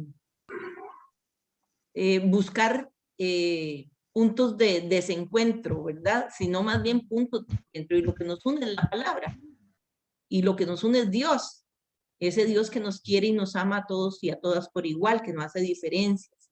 Entonces, ojalá que empecemos a pensar de otra manera, a ver la realidad de otra manera, como la ve Dios, ¿verdad? Con ese amor y con esa misericordia y que no hace distinción de personas. ¿Alguien quería hacer alguna pregunta o tiene alguna duda o qué le pareció? Creo que Doña Marcela Marta, tiene... pero primero estaba doña Marta y después Marcela. Ok, gracias. Doña Marta, ¿será que ya se fue? Ah, doña Marta. Tiene que encender el micrófono. Sí. Se te apagó otra vez, doña Marta. Y después Vilma Rosario, después de Marcela, para que se acuerde.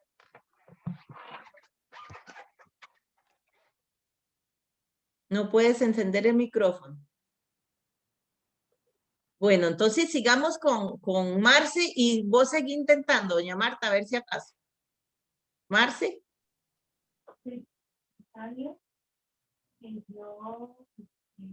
No soy católica, ¿verdad? Habla más duro, Marce, porque casi no se te escucha. Casi no se te escucha. ¿Ahí? Sí, ahora sí. Que yo no soy católica, estoy en este estudio bíblico, me gusta mucho el pensamiento claretiano, me ha impactado mucho la vida del padre Mateo y su amplitud, digamos, en esto del macroecumenismo, ¿verdad? Una vez tuvimos un conversatorio con ese tema y cuando él nos cuenta sus experiencias en África y en estos otros lugares con personas de otras creencias, ¿verdad?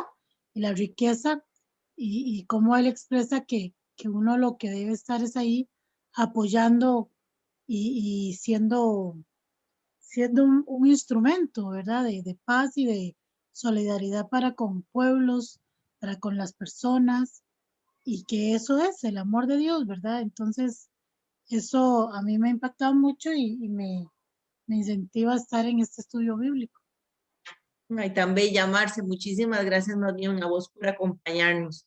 Ojalá que pudiéramos hacer estos talleres, ¿verdad? De manera que fueran personas de diferentes denominaciones para enriquecernos más y vernos realmente como verdaderos hermanos, como verdaderos cristianos y cristianas, con ese amor que el Señor quiere para todos y todas.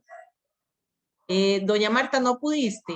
Qué raro, qué raro. Sí. Bueno, si quiere, doña Marta, no lo puede escribir en el chat. Ya lo activó. Ya, sí, ya lo activó. Eso. La pregunta mía es, o sea, me siento no confundida. A la menos la cita bíblica de Mateo 6:7, guión, para brincar, por decirlo de una forma, al capítulo 7, ¿se tiene que hacer con guión o también se puede usar el punto y coma? No, doña Marta. ¿Era para levantar la mano? ¿Dónde era? Perdón. El punto y coma, disculpen.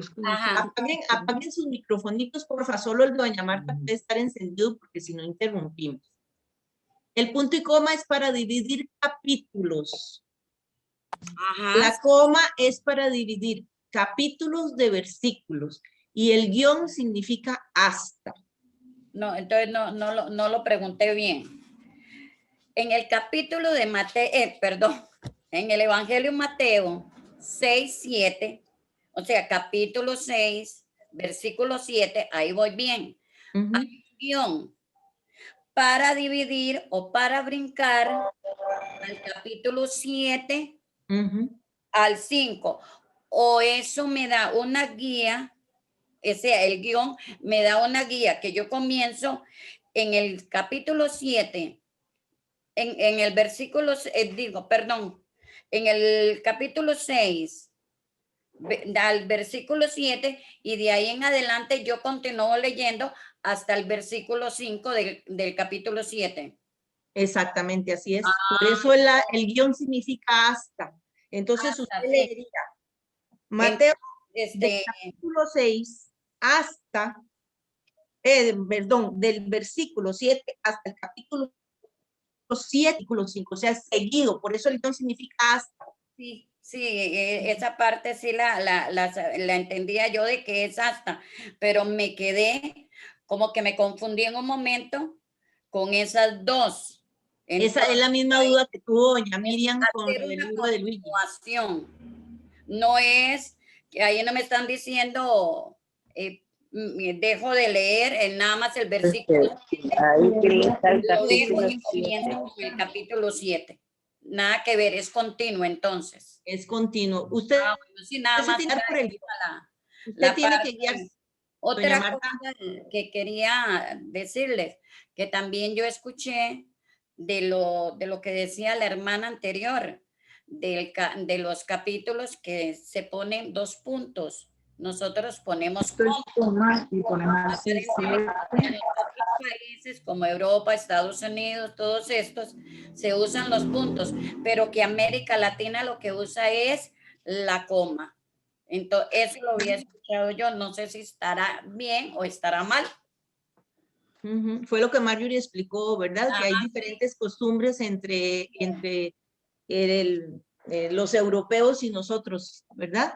Sí, pero que al final se lee, pues, es la misma, lo que cambia es el significado. Vamos a leer lo mismo. Porfa, hagamos una cosa, un trato, apaguen sus micrófonos, la única que en este momento puede tener el micrófono abierto es doña Marta, porque si no entra interferencia, por favor. Sí, doña Marta, perdón, ¿qué decía? No, era esa parte, pero sí, ya me quedó muy claro. Por un momento me confundí, pero muchas gracias y ya ahora sí. Y más bien disculpen porque si no sé qué me pasó y se me fue por completo la señal en la computadora. Un ratito yo lo que hice fue que me salí para volver a entrar nuevamente, porque si no, de lo contrario, no lo logro. Está bien, doña Marta. Yo creo que aquí lo que tenemos que tener claro es que la coma va a separar el capítulo del versículo. El punto y coma va a separar capítulos. El guión significa hasta. El punto significa que hay que saltar. O sea, que si está el 7 y hay un punto y después aparece el 8, hay que saltar hasta el 8 o hay que saltar hasta el 9, hasta el número que sigue, ¿verdad? Lo que hay que aprenderse es lo que significa cada signo. Sí, ¿Quién sí. seguía? Vean, hagamos esto, sí. Yo sé que hay 3 manitas levantadas, pero antes de ustedes estaba doña Vilma. Ella levantó la mano. Vilma Rosario se llama. Entonces, vamos en este orden. Doña Vilma, Olga, Marcela, otra vez, y Marielos, ¿ok? Es así. Entonces, recordemos. Doña Vilma. Está en silencio, doña Vilma. Recuerden que tienen que prender el micrófono y después apagarlo cuando termine. Sí, correcto, ya lo prendí. Muchas gracias. Vieras que era más que todo un comentario en lugar de una pregunta. Porque cuando yo empecé a ver la explicación de los capítulos y versículos, ya, ay, qué pereza, ya yo eso me lo sé. Pero en eso me sorprendieron, sinceramente me sorprendieron, porque yo siempre lo he usado con los 2 puntos y el guión. Nunca jamás en mi vida había visto lo de A y B y me llamó mucho la atención, ¿verdad? Que uno, de ello por soberbia tal vez, dije yo, ay no, qué pereza, ya eso yo me lo sé, ¿verdad? Bueno, ni modo, lo voy a repasar y me quedé poniendo atención, ¿verdad? Y me hizo gracia que en realidad aprendí montones, porque yo no sabía eso de la parte de A, de B, inclusive de brincar de un versículo a otro capítulo, tampoco lo conocía, es más, tengo que repasarlo, porque me quedó un poquillo dudoso. Pero muchas gracias por la explicación, muy bonito y en realidad uno siempre aprende, de verdad. Aunque haya visto eso muchas veces, uno aprende siempre. Gracias, esto era más que todo un comentario. Tan bella, doña Vilma, muchas gracias. Sí, bueno, recuerden que, pues sí, en esto siempre se aprende, y aunque no, es un repaso, porque a uno se le va olvidando, ¿verdad? Por eso les decía yo que hay que seguir practicando, porque es la única forma de aprender. Y esto de que está dividido en A y B es cuando los versículos son muy grandes. Entonces el versículo, no el capítulo, el versículo se divide en A y en B. Incluso hay unos que es C. Muy raro, pero lo hay. ¿Quién seguía? Marce. Marcela, no, ajá. No, Marce. Olga. Perdón, Y Marce. después Marcela. Buenas, gracias. Solo volviendo un poquito atrás, cuando hablamos de ecumenismo y el macroecumenismo, no me quedó muy claro porque el padre decía que el ecumenismo es el movimiento de unión de las diferentes iglesias. Entonces no me quedó claro el macroecumenismo que une si son las diferentes iglesias, hasta dónde llega el macroecumenismo. Él decía que es el objetivo de la visita del Papa Francisco a Ur, tierra de Abraham, para unir las tres grandes, pero no lo entendí qué, si las tres grandes religiones, a cuáles se refería, o las tres grandes regiones, no, la palabra no se la entendí, entonces me quedé con la duda, el macroecumenismo que pretende unir. Padre. Gracias. El macroecumenismo pretende dialogar todas las religiones del mundo, no solo las cristianas. Por ejemplo, las religiones indígenas de los pueblos de América, las religiones del Asia, el budismo, el confucianismo, sintoísmo, las religiones ancestrales de África y, por supuesto, las tres grandes religiones que tienen en Abraham como una inspiración, que son el judaísmo, el cristianismo y el islam. Así que el Papa allí se va a encontrar más con el diálogo con el islam, pero también hay cristianos, católicos, que por cierto lo han pasado muy mal, han sido muy perseguidos y ahora viven en campamentos en Jordania muchos, pero quieren regresar a su patria, Irak. Así que el macro va más allá de las iglesias, es de las religiones del mundo. Muy bien, Padre Mateo. Con esto yo quisiera hacer solo una pequeña observación para que recordemos ahora cuando el Papa estuvo haciendo este encuentro de la Amazonía. No sé si ustedes recuerdan que él abrió las puertas de la iglesia para que los indígenas llevaran sus símbolos, ¿verdad?, al altar de la iglesia. Y a veces cuando los católicos no entendemos esto del macroecumenismo, como nos lo acaba de explicar el Padre Mateo, ¿verdad?, lamentablemente malinterpretamos los signos que el Papa ha querido hacer. Entonces incluso lo acusaron los mismos católicos de idolatría y sacaron las imágenes y las tiraron al mar. Perdón, a los lagos que están ahí Entonces uno dice, qué terrible, ¿verdad? Porque entonces qué cerrados que somos de corazón y de mente, ¿verdad? Donde no vemos que lo que busca el Papa es esto, precisamente, que todos nos veamos como hermanos y hermanas, aunque tengamos diferentes pensamientos o creencias. No estar como les decía, no estar en puntos de desencuentro o guerras o pleitos o creyendo que el grupo tiene la verdad, sino más bien buscando la unión, el diálogo. Entonces, por eso, y digo los católicos porque es a la denominación a la que pertenezco, tenemos que ir cambiando también nuestra mentalidad, tener una mente más abierta, un corazón más abierto al diálogo y al respeto, ¿verdad? Y vernos todos como hermanos y hermanas. Ahora sí, perdón, ¿quién seguía? Marce. Marce, ahora sí, Marce, perdón. Marcela. No, era solo para dar el tips de que cuando se abren los micrófonos, quien abre la sesión puede mutear. En cada cuadrito, ahí dice mutear, entonces puede ponerlo en silencio. Eso no es que le quita el audio, porque cuando alguien va a hablar, nada más abre el micrófono. Pues cada vez que se abren involuntariamente, quien haya abierto la sesión puede mutear para que no haya que estar diciendo. Sí. Lo que pasa, Marce, es lo que pasa es que sí, Marjorie y yo que somos ahorita las co-hosts, ¿verdad? Las que estamos, pero hay personas que a veces tienen abierto el micrófono y no podemos cerrarla desde aquí. ¿Por qué razón? No sé. Ya me pasó como 3 veces, ¿verdad? Por eso cuando no podemos es cuando decimos que por favor cierren los micrófonos porque la plataforma no nos lo permite. Gracias, Marci. Ok. ¿Quién seguía? Marielos. Ok. Buenas tardes, ¿cómo están todos? Muy contenta de compartir siempre la clase con ustedes. Tengo una duda con ese ejemplo que está causando tanta roncha. Polémica. Que es el del capítulo 6 y del capítulo 7. A mí me tiende a confundir porque hay un guión y los guiones uno los ve generalmente separando versículos, no los ve separando capítulos. Entonces, yo no sé si otra forma de poner eso sería Mateo 6,7S, porque sería del 7 a los siguientes, punto y coma, 7, ¿verdad? Esa sería incorrecto.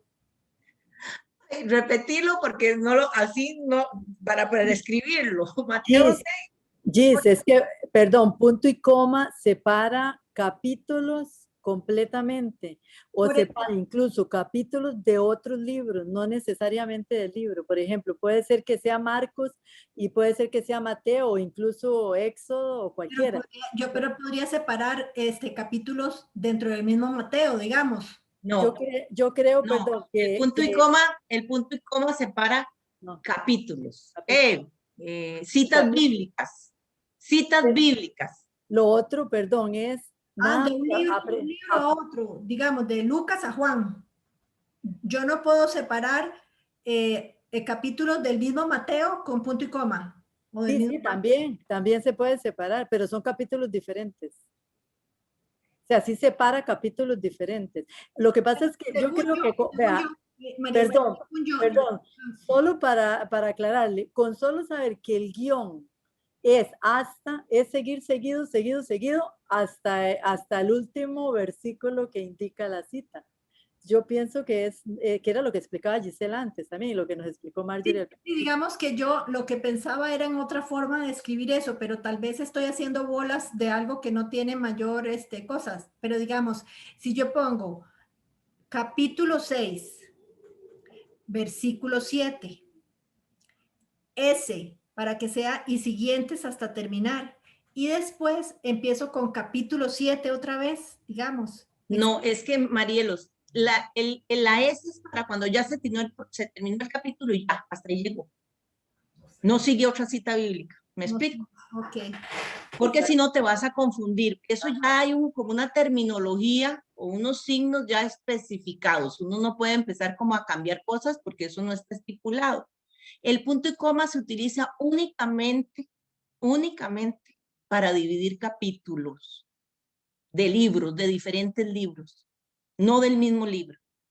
O sea, cuando usted va a poner varias citas bíblicas, Juan 3, del versículo 2 al versículo 4, punto y coma, sigue otra cita bíblica totalmente diferente. ¿Verdad? ¿Me explico? Y el guión, como dijo María Esther hace un momento, significa hasta. Ya con eso ustedes, hasta, que fue el mismo, ese yo creo que es el que siempre nos va a enredar. Ese del guión es el que siempre nos va a enredar, porque es lo que dijo doña Miriam hace un rato. Fue el mismo problema que ella me mandó a escribir y me dijo, Giselle, es que no entiendo la cita bíblica. Y entonces, y todos la mayoría tuvieron ese problema cuando vimos el libro de Luigi. Y entonces estaban leyendo solo versículos. Y en la cita bíblica lo que nos estaba diciendo era que eran varios capítulos. Entonces no les calzaba. Pero como les digo, eso es con la práctica, ¿verdad? Poco a poco. Ahí, lástima, bueno, no sé si podríamos, los que no tienen el folletito de preguntas de iniciación, muchos de ustedes lo tienen, pero el que no tiene el folleto en físico, tal vez podríamos enviárselos como por correo y que ustedes lo impriman, porque yo creo que esto es base para que lo tengan siempre. Que si tienen dudas, entonces van al librito y repasan. Sí, María Esther. Giselle, el punto y coma, tal vez el punto número 5, cuando Marjorie les mande la presentación, ahí nos queda muy claro lo del punto y coma. Es para separar capítulos del mismo libro o de diferentes libros. Eso es lo que nos dice el punto 5. Exacto. Lo que pasa es que esto es la práctica, o sea, yo entiendo, a mí al principio también se me hizo un colocho. No, y de vez en cuando uno tiene sábados, o sea, no porque nosotros estemos aquí viéndole a ustedes, no quiere decir que no fallemos o no lo sepamos todo, no, también uno se enreda, por eso yo les decía que sería bueno, ¿verdad?, que les pudiéramos enviar el folleto y ustedes lo imprimen para consultas, porque mentira que uno se lo va a aprender de memoria, ¿verdad? Esto, como dijo María Esther, lo hace la práctica, ¿verdad? Por eso yo les decía, di cuántas veces nosotros en el centro bíblico decíamos si había más de un perdido o perdida, porque cuesta, ¿verdad? Y entonces, y esto lo hace solo la práctica. ¿Sí que les parece que les enviemos el folleto y ustedes se encargan de imprimir para repasar? Ya muchos lo tienen, pero sí. Y ahora que necesito que me contesten. Claro, claro, por favor. Señora. Claro, por favor, y muchas gracias. Sí, claro, por sí, yo quiero el folleto. Con el compromiso de que lo tienen que estudiar, porque no es para que lo tengan ahí guardado, sino que lo utilicen como consulta, ¿verdad? Porque lo vamos a necesitar siempre, siempre, ¿verdad? Yo no sé si alguien tiene algo más que comentar o qué les pareció. ¿Qué nos pareció? Me pareció muy rápido, Jess. Oiga, Sandrita, y tiene no sé cuánto está con nosotros. Ay, tan bella. No, por eso yo les decía que tienen que estarlo repasando, porque nosotros tenemos ya como un plancito para estos meses. Entonces, no podemos como estarnos... No podemos. Y se oye como un eco, ¿verdad? Como estarnos atrasando mucho. Entonces, la idea de esto era como un repaso. Yo sé que para los que están iniciando es un poquito difícil, pero por eso van a tener el folleto. Y como les digo, no es que, ay, ¿cómo voy a hacer yo? Dios mío, ¿en qué momento me voy a aprender que el Antiguo Testamento y el Segundo Testamento, y que los históricos y que los sapienciales, y que en qué momento? No es que no lo vamos a aprender de memoria. Para eso está el folleto. Ay, habían dicho en el encuentro, sí es cierto, que se dividía en 3 partes. ¿Cuáles eran? Pues ustedes lo buscan. Ay, que cuáles eran los nombres del pueblo de Israel, cuáles eran los nombres sí, mira, aquí está. Que cómo surgió la Biblia, sí, cuál era la explicación, voy a buscarlo. Pero no es que ustedes se lo tienen que aprender y que les vamos a hacer un examen y van a quedarse y nunca los vamos a aceptar y ya está. No, de eso no se trata, ¿verdad? Es de aprender a conocer la Biblia, cómo manejarla, cómo fue escrita, con cuál intención, que hay géneros literarios y que toda la Biblia no se puede leer literalmente, y que no es un solo libro, sino que está compuesto por muchos. Ustedes verán que de estarlo repitiendo y repitiendo, en algún momento, por lo menos la 4ª parte, lo que está aquí, no lo vamos a aprender. Por eso la vez pasada les hablábamos que vamos a estar como loritas, repite y repite muchas cosas. Es la única forma de aprender. La única forma de aprender a cómo buscar en la Biblia es buscando las citas bíblicas y practicando. Solo echando a perder se aprende. Es como andar en bicicleta. ¿De ahí cuántas veces se cae usted? Hasta sin dientes puede quedarse. Pero hasta el final aprendió. ¿Verdad? Pues de eso se trata. ¿Verdad? Y eso es un proceso.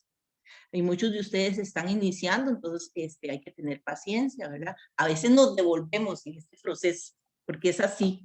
A veces uno siente que va muy adelantadito y de un momento a otro como que retrocede. Pero es parte es toda la vida, ¿verdad? Así que no nos preocupemos. No es que usted diga, ay, cómo, Dios mío, en qué momento y ya no van a dormir hoy en la noche, ¿verdad? Pensando en que Dios mío, todo lo que vimos. Ay, miren, ese es el regalito. Olga, eso fue lo que te ganaste. Qué precioso que está. Muchas gracias. Es una bendición de la puerta. Yo no sé, Qué no está bonito. Helen por ahí. No está Helen hoy, ¿verdad? Entonces lo cuelgo en la puerta. Exactamente, es una bendición de la puerta. Ella, ¿Cómo conozco el significado? ¿Cómo se llama? La bolsita trae una explicación. En la bolsita donde viene envuelta la bendición de la puerta, trae una explicación. Pero la idea es que se guinda detrás de la puerta para que bendiga la puerta de la entrada de la casa. Entonces, pues excelente. ¿Y cómo lo recojo? Estoy muy contenta de habérmelo ganado, porque jamás en mi vida me gano nada. Se pone de acuerdo conmigo, doña Olga, para recogerlo. Ok, perfecto. Muchas Porque gracias. está en manos de Mario Uribe. Y para que se motiven, vamos a seguir haciendo rifitas. Qué sé yo, que un folletito de la biografía del padre Claret, ¿verdad? Que un folletito de... Ahí vamos a tener sorpresas, porque si digo ya se pierde la sorpresa. Pero para que ustedes sepan, es una forma de motivarnos, ¿verdad? Y de hacer cada día más comunidad, ¿verdad? Como ir relajándonos en esto y sintiéndonos familia, ¿verdad? Bueno, yo no sé si alguien tiene algo más que aportar, sino como para ir cerrando lo del día de hoy, invitándolos e invitándolas para dentro de una semana, para que continuemos el caminar y agradeciéndoles de corazón pues el estar aquí hoy, el haber dicho que sí, de su compromiso y fidelidad para con los talleres del Centro Bíblico. Yo no sé si hay alguien más. Sí, Sandrita. Sí. Y es una consulta. En uno de mis viajes a Estados, yo un día me metí a una iglesia y le pregunté al sacerdote, pero me dijo que ellos no eran sacerdotes, que él era el obispo, algo así. Sí. Y Pablo. Y entonces yo siempre quise averiguar, y digo yo, ahorita voy a preguntar. Sí, seguramente de eso, lo que hablamos ahora, ¿verdad? Una iglesia ortodoxa, que ellos tienen como su propia jerarquía. Muchas de esas iglesias no siguen al Papa, ¿verdad? Sino que tienen su propia jerarquía. Entonces, a esto fue lo que explicamos ahora, lo que se le denomina una iglesia ortodoxa. Ahí está, creo que Rafita tiene la mano levantada, me parece. Y Mara también, Marielos. No. No, es que no la bajó, Marielos no la bajó. No, antes de Rafa estaba, es que no sé, tiene nombre Galaxy J7. Ella ¿Quién quería es Galaxy J7? 2016, algo así, es que no sé cómo se llama. Ahí veo, pero no sé quién Ese es. que, Apagó la cámara. Creo que es amiga de tu hermana, pero no sé cómo se llama. No sé. Bueno, Rafita, ¿estás por ahí? Mientras, ahí te veo, pero no te oigo, tenés el micrófono apagado. Dice, sí, es doña Marta, creo, doña Marta Salas, que quiere hablar. Bueno, doña Marta, ya casi le damos el chance, espérese un momentito. Pero es que dice Galaxy, no la había visto hasta ahora, no sale el nombre de ella, no sé por qué. Disculpe, mi nombre es Marta Salas, vivo en Heredia, soy amiga de Hilda Zamora. Y hasta hoy pude entrar porque la semana pasada no pude porque no conozco mucho de lo que es el teléfono. Pero hoy me ayudó mi hija y entonces pude entrar para darle las gracias y decirles que estuvo muy bonita la charla, me encantó. Ay, qué linda doña Marta, muchas gracias. Qué linda, gracias. Acompañando. Y no se preocupe, todos estamos aprendiendo en esto.